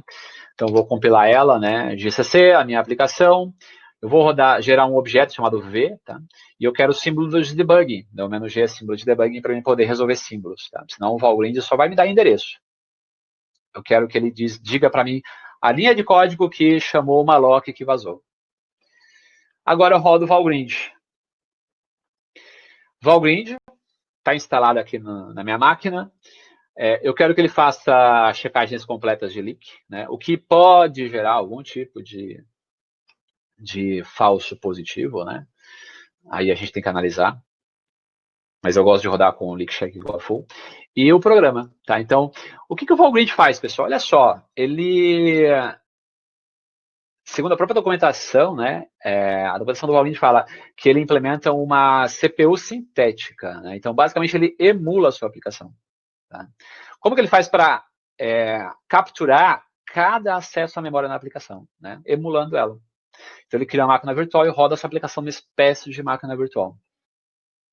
É isso que ele faz. E é claro que isso tem impacto, né? Então o tempo de execução e a performance é muito impactada com o Valgrind. Se a sua aplicação tem esse tipo de requisito, né? Talvez o Valgrind não seja a melhor ferramenta. Tem outras ferramentas para você fazer análise de vazamento de memória, né? Aí talvez uma técnica usando uma ferramenta de tempo de compilação, né?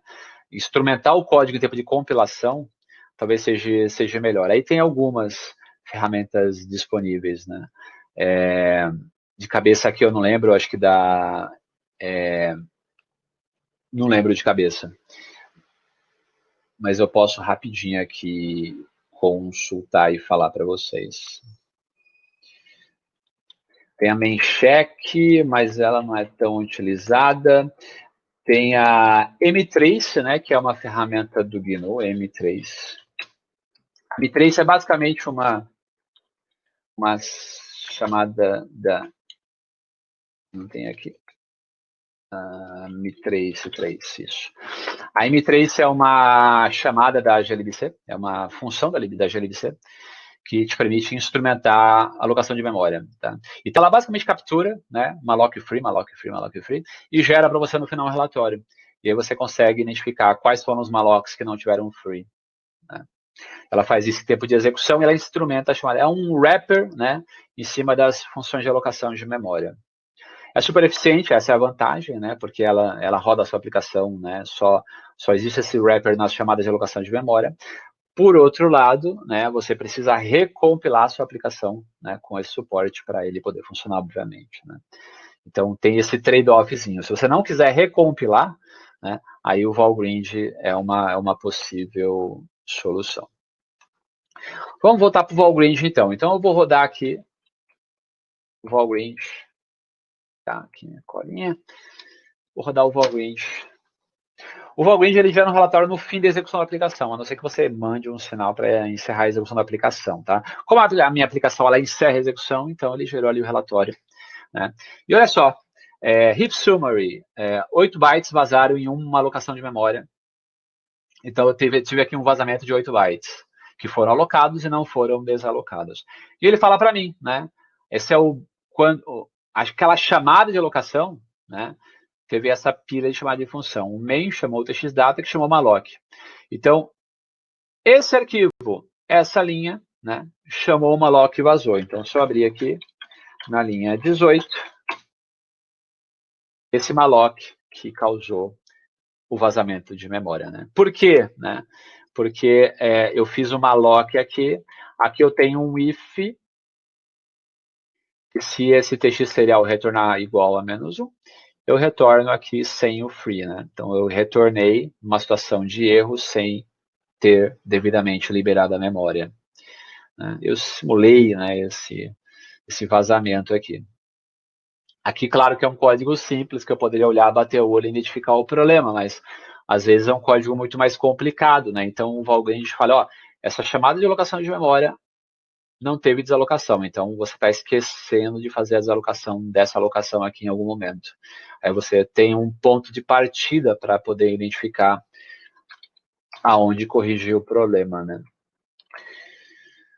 O outro caso de uso interessante do Valgrind é race condition. Eu tenho esse outro programinha aqui, ó, um programinha multithread. Ele cria 2 threads. As threads vão rodar essa mesma task, essa mesma funçãozinha, que vai acessar a mesma região de memória, que é uma variável global. Aqui é um típico problema de race condition. Tem uma região de memória compartilhada, né, que é, nesse caso, uma simples variável. Para mim poder acessar essa região de memória por múltiplas threads, eu teria que proteger de concorrência. Né? Então, essa linha aqui é uma seção crítica do meu código, eu teria que proteger de concorrência. Ou usando alguma primitiva de alguma função atômica da glibc, né? Ou então protegendo como o TEX, por exemplo, né? Um mecanismo de locking ali para garantir a atomicidade. Quando uma thread chegar ali, a outra não pode entrar. Né? O Valgrind pega também esse tipo de situação se eu usar uma ferramenta especial dele, que é a Hellgrind. Então, eu vou rodar aqui para vocês. Deixa eu antes compilar aqui o programinha. Ups. Compilei, então eu estou rodando o GCC no Valgrind 2, eu vou gerar um programa chamado Valgrind 2, símbolo de debugging para poder resolver de endereço para linha de código, e aqui eu estou linkando com a libpthread para poder, né, usar a page thread. Legal, agora eu vou rodar o Hellgrind. Valgrind, eu quero usar a tool Hellgrind, que é a tool que faz esse tipo de análise de concorrência, né, por exemplo, no programa Valgrind 2. Vou deixar ele rodando, ele já identificou aqui uns data races, né, no programa e terminou a execução. Então ele achou 2 data races, né? Ou seja, 2 possíveis race conditions, né? 2 situações onde uma aplicação acessa uma região de memória, uma thread acessa uma região de memória compartilhada com outra thread. E ele me mostra a linha de código, né? Então ele fala, ó, Valgrind, né? Aqui a função task, Valgrind.c linha 15, que causou esse data race. Se eu abrir aqui o Valgrind 2.c, na linha 15, tá lá a linha 15, né? O acesso a essa região de memória. Então, como o Valgrind ele está emulando a sua aplicação, né, ele basicamente intercepta cada acesso à memória e ele tem um controle. Opa, essa região de memória, eu tenho essa thread acessando, tem essa thread acessando, opa, data race aqui, né? Possível race condition entre essas 2 threads. E aí ele gera esses logs. E como ele sabe a linha de código aqui, ele pega o endereço de memória, quer dizer, ele sabe o endereço de memória, ele pega a linha de código, né, porque o binário tem símbolo de debug, e gera aquele backtrace para a gente. A mesma coisa, obviamente, pode ser feita no target, né? Então, eu tenho um programinha aqui no target, deixa eu ver se eu consigo rodar ele aqui, que eu acho que é esse aqui, CPU load. Então, tem um programinha aqui que causa vazamento de memória, né? Eu vou rodar ele aqui com o Valgrind. Aqui eu já estou no meu target, tá?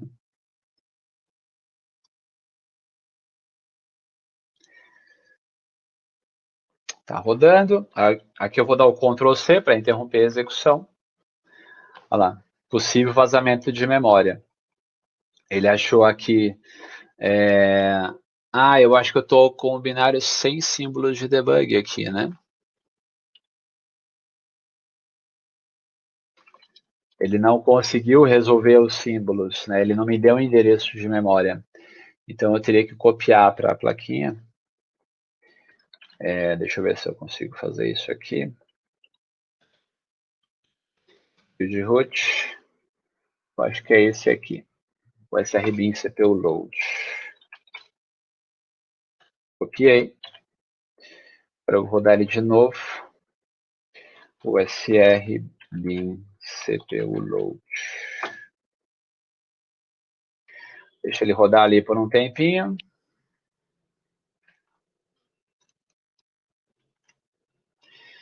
Legal. E aí ele está me falando aqui que a função do stat chamou a print CPU load, que chamou a malloc, e esse malloc não teve um free. Então, se eu abrir aqui esse CPU load.c na linha 82, então aqui em output build CPU load, ali, src CPU load, CPU load.c na linha 82. Olha lá, o malloc, né, que eu inseri na aplicaçãozinha só para ele causar o memory leak. Esse é o malloc que não teve um free, né? Eu não coloquei nenhum free aqui nessa função. Extremamente útil, né, para encontrar vazamentos de memória aqui, o Valgrind. Pessoal, a gente já está aí nesse webinar há praticamente 1h30, né? A gente poderia ficar aqui mais 1h30 falando sobre debugging em Linux. Eu vou... Thiago, você consegue voltar de volta, colocar de volta os slides? Sim, sim, consigo sim. Legal, deixa eu parar aqui o compartilhamento. Tá. Só um instante.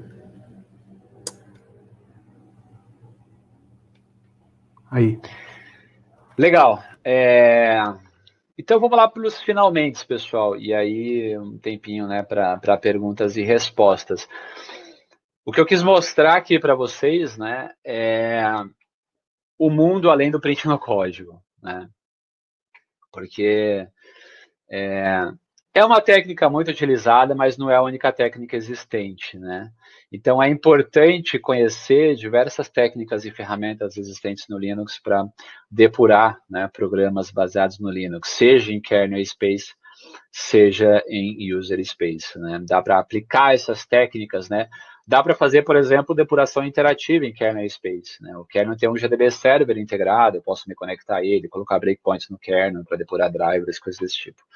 Então, todas essas ferramentas que a gente viu aqui, elas servem em user space, elas servem em kernel space, posso fazer tracing, análise de crash, logs, enfim. Então, a mensagem final aqui que eu quero passar para vocês é essa, né? Tem muita ferramenta disponível, né? Às vezes vale muito a pena, né? Em vez da gente ficar, né, 5 dias tentando cortar uma árvore com um machado que não está afiado, né? Você passa ali um dia afiando o machado para cortar a árvore em 4 horas, né? Então, às vezes parar, né?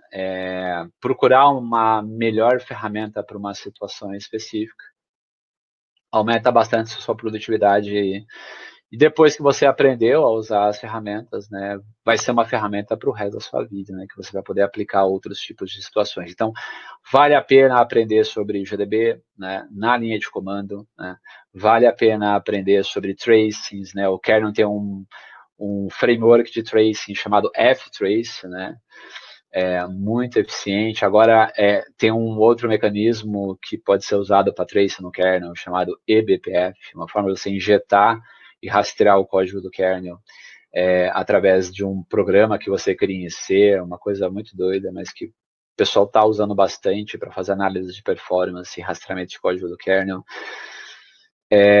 Então, tem muita ferramenta, né? E a mensagem final que eu quero deixar aqui para vocês é essa, né? Se vocês não conhecem, né, vão atrás para conhecer, aprendam.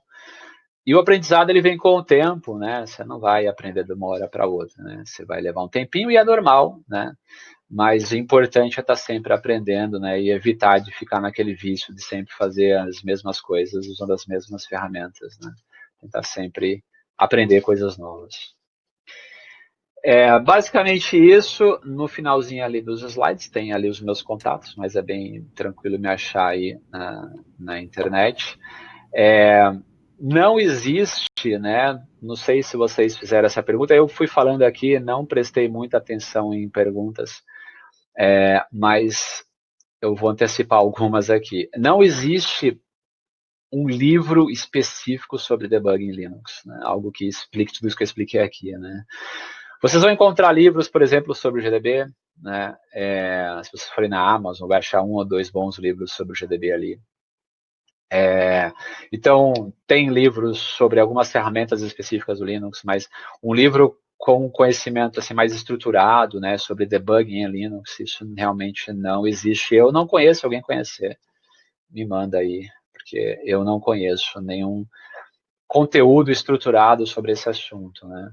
Quando eu criei o meu treinamento de Linux debugging, né, eu criei realmente baseado no meu conhecimento, né? Não tinha nenhum tipo de recurso assim para me basear, né? Então foi muito mais no conhecimento que eu tenho da minha experiência do que, né, em recursos que já existem por aí. O que vocês podem fazer é baixar os slides do meu treinamento, né? Entra lá, elaborx.com, entra lá em treinamentos Linux Debugging, dá para baixar ali os slides, quem quiser, tem lá 400 slides sobre debugging, as principais ferramentas e técnicas que eu conheço para depuração em Linux, tanto user space quanto kernel space. Pode ser uma boa pode ser uma boa referência para vocês em termos de consolidar o que a gente tem, né, de ferramentas para depurar sistemas com Linux embarcado. E é basicamente isso. Acho que dá para abrir para algumas perguntas, Thiago. É isso aí. Muito obrigado, Sérgio. Muito obrigado pela apresentação. Tá? É uma satisfação tê-lo aqui. Pessoal, para vocês terem uma ideia, há 13 anos atrás, o Sérgio Prado ele teve essa ideia de iniciar o Embarcados, né? O Embarcados se tornou o que é hoje por conta dessa filosofia de compartilhamento de conhecimento que foi trazido aí pelo Sérgio Prado na área de eletrônica aqui no Brasil. Então a gente tem muito a agradecer para ele. E a gente também sabe que o Sérgio treinou centenas ou milhares de pessoas aqui no Brasil em Linux embarcado. Então é uma satisfação muito grande recebê-lo aqui, viu, Sérgio? Obrigado. Estou agradecendo em nome de toda a comunidade. Pessoal, uma coisa, Sérgio, eu gostaria que você colocasse o link para o seu site da Labworks, que está aí no slide, aqui no chat para o pessoal já acessá-lo. Beleza? Deixa eu pegar aqui o link do treinamento de debugging, porque esse pessoal joia. Baixar aí o... Tá joia. Tô pegando aqui. Vamos lá para as perguntas, então. Pessoal, vou fazer só algumas perguntas, tá? Por conta do horário. Vocês podem interagir com o Sérgio pelo e-mail dele também, mas eu vou rodar algumas perguntas aqui, tá bom? O Sérgio, o Cauã pergunta sobre hardware. Qual hardware você recomenda para iniciar no Linux embarcado? Tá. Um pouco off-topic, mas eu posso responder. Para quem quer iniciar, eu sugiro uma plataforma que seja amigável, que tenha muita documentação e que tenha uma comunidade muito grande.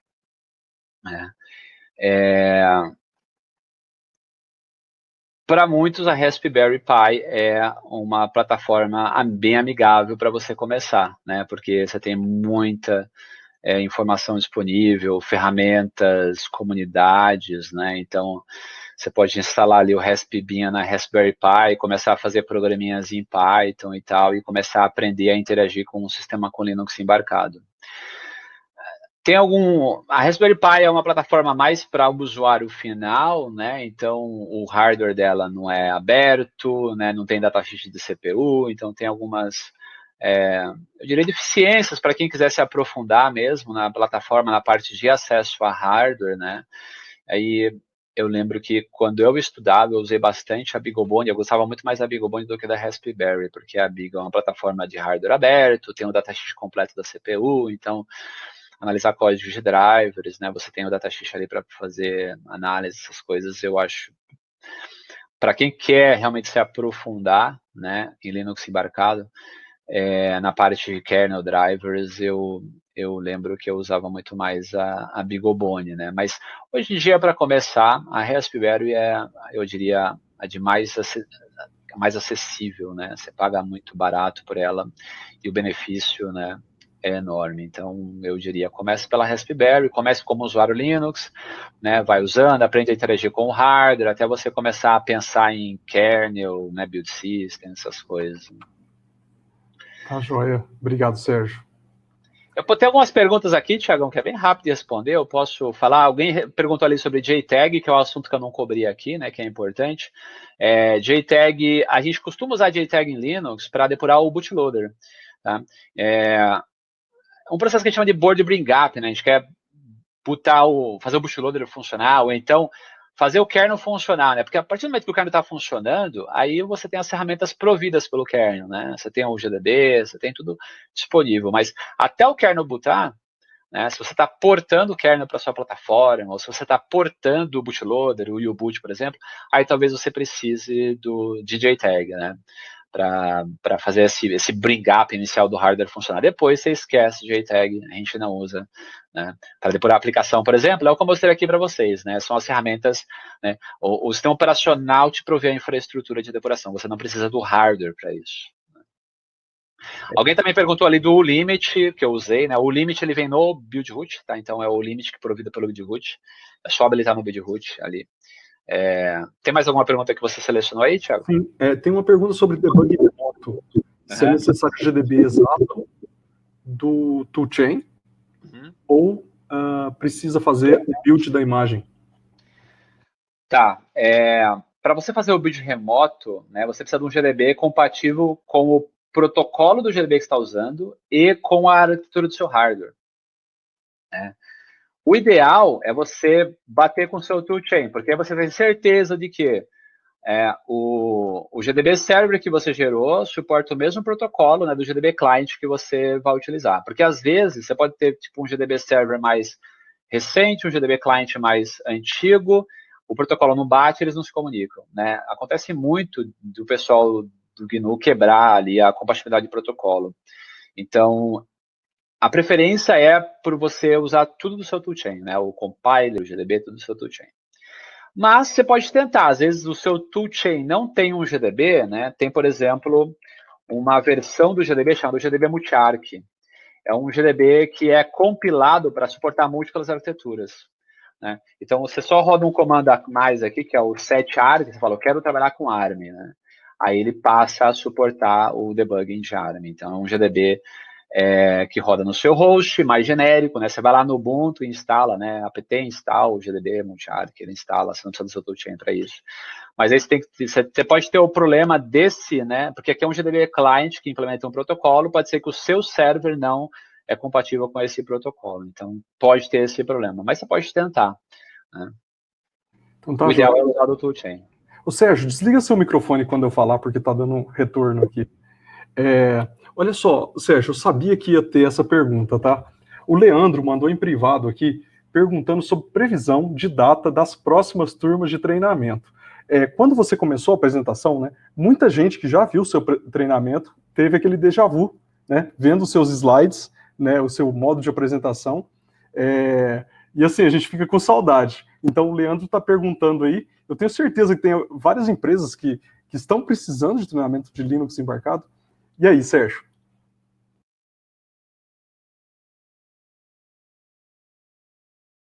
Ô, Sérgio, liga o seu microfone, desculpa.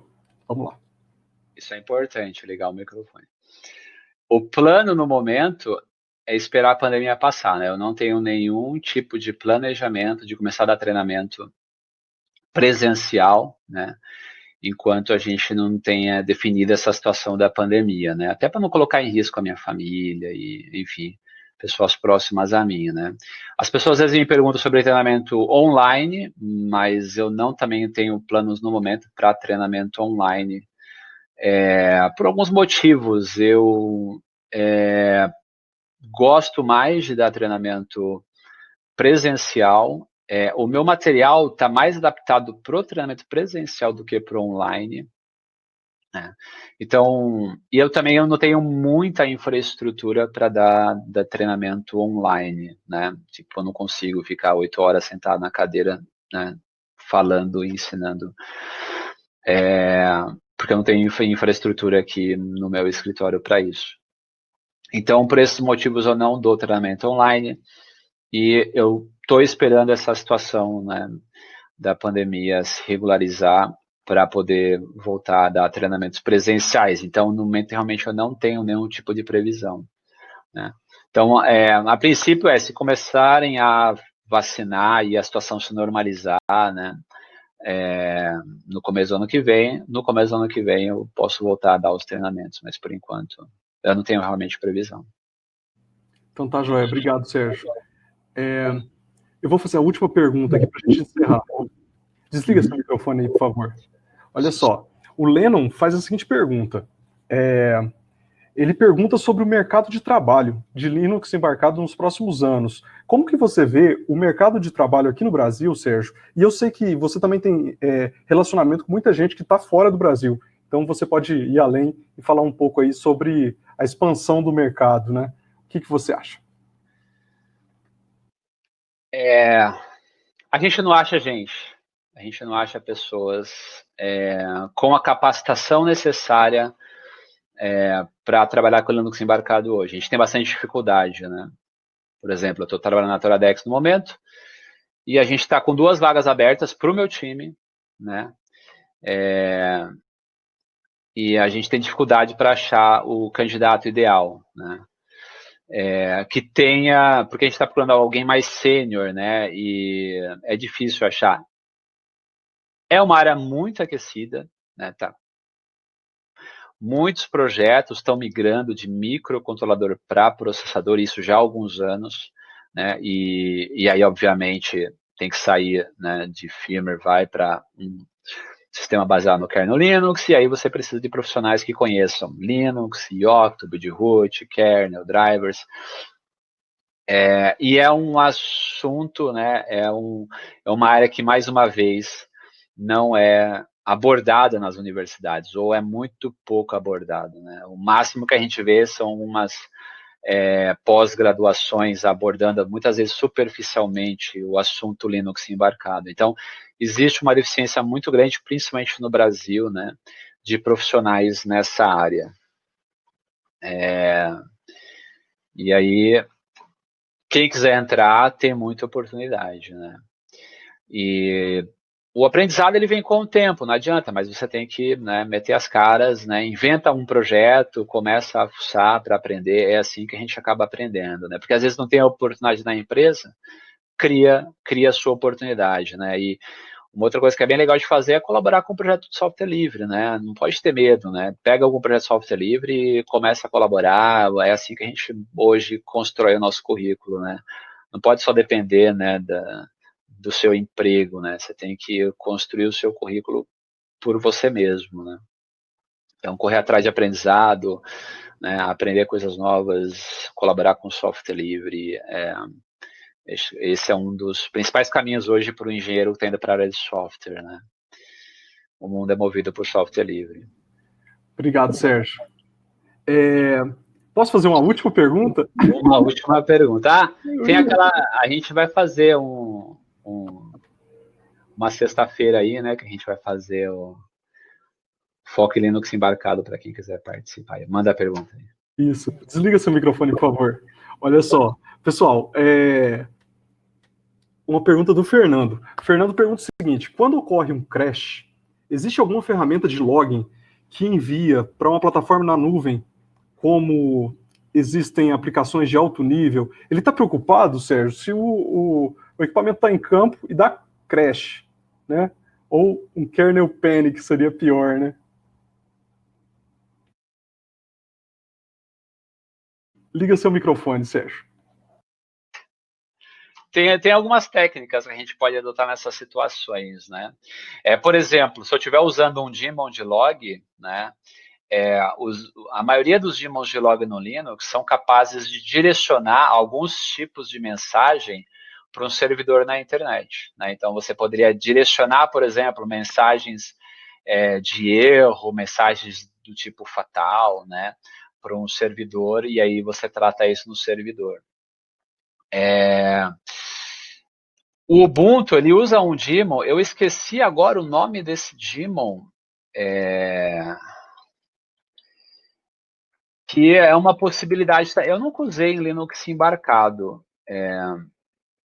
mas se você jogar, para quem usa o Ubuntu, né, já deve ter visto alguns reportes de crash do Ubuntu, né? Basicamente o que ele faz é capturar os crashes, gerar um reporte e mandar para os servidores deles, né, para fazer análise lá para ver se tem algum bug no sistema operacional, né? É uma ferramenta open source que você pode integrar. O problema dessas ferramentas mais high level de distribuição é que elas têm muitas dependências de software, né? Então vai depender do debug, do monte de coisa ali que você vai ter que incluir na sua distribuição, né? Eu acho que é isso. Obrigado, Sérgio. Desliga seu microfone, só um momento para eu dar um último recado aqui. Pessoal, a gente já está com quase 2 horas de vídeo. Eu gostaria de agradecer muito a presença de todo mundo que ficou até agora. Tem muita gente conectado ainda, tá? Muita gente já te agradeceu, Sérgio. Muitos são alunos seus e te conhecem também das redes, te conhecem do fórum, te conhecem do Embarcados, te conhecem da Labworks, da Toradex. Então, assim, é uma satisfação muito grande recebê-lo aqui, né? Com notório conhecimento de Linux embarcado, palestrante internacional, né? a gente só tem a agradecer pela sua disponibilidade.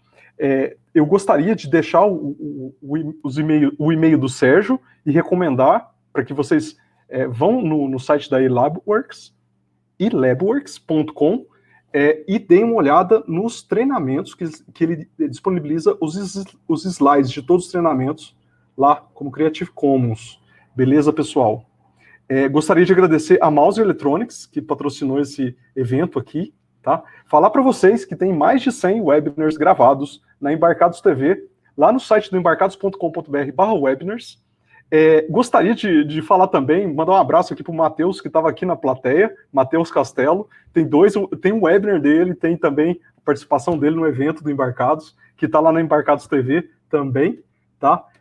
Dá uma olhada também no canal de YouTube dele, que é bem legal. Toda sexta-feira, agora o Embarcados também está fazendo chamando a comunidade, então a gente tem vários convidados que a gente chama aqui para fazer um vídeo ao vivo com a gente, e a gente propõe um tema e fica falando sobre o tema, tá? O Sérgio Prado é convidado de uma dessas sexta-feiras agora em outubro, a gente vai confirmar a data e fala para vocês, tá, nas redes. É isso aí. Sérgio, tá todo mundo aí, ó, agradecendo, todo mundo falando no chat. Deixa suas considerações finais. Obrigado, Sérgio. É isso aí, valeu, obrigado por todo mundo aí que ficou até tarde aí me ouvindo falar, espero que vocês tenham aproveitado. E o legal de fazer esses webinários é que eles ficam aí, né, como legado, né, então todo mundo que quiser conhecer um pouquinho de Linux Embarcado, né, vai estar lá no YouTube, isso é bem bacana, então parabéns aí pelo Embarcados por essa iniciativa, acho que isso é bem legal para movimentar a nossa comunidade, né, Embarcados é um filhinho aí que eu e o Diego criamos um tempo atrás aí, eu acabei deserdando esse filho, né, para cuidar de outros filhos, e eu fico bem feliz aí que vocês têm cuidado muito bem dele, que ele tem crescido aí cada vez mais. E é isso, espero que você tenha aproveitado. Qualquer pergunta, me manda no e-mail do meu blog, enfim, pelo LinkedIn, né, a única coisa que eu não respondo é o WhatsApp, tá, pessoal? O Thiago sabe, o Thiago manda as mensagens, eu fico 2 meses para responder. Eu não sou muito bom de WhatsApp, mas e-mail, pode mandar que eu sempre respondo aí. Precisa de dúvidas, sugestões. E como eu falei, pessoal, a gente está com 2 vagas abertas lá na Toradex. Quem tiver interessados, careers.toradex.com. Entra lá, manda o currículo, a gente quer crescer o nosso time no Brasil. Manda lá, a gente bate um papo. Beleza? Valeu, pessoal. Obrigado, Sérgio. Desliga o microfone aí para dar um tchau pro pessoal. Pessoal, semana que vem tem conferência online da Mouser, tá? Do Embarcados, com o patrocínio da Mouser.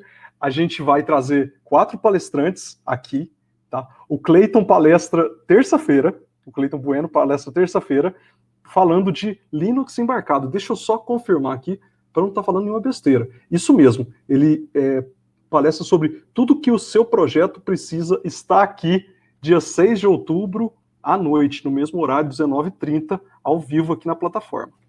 É isso aí. Obrigado, pessoal. Obrigado, Sérgio.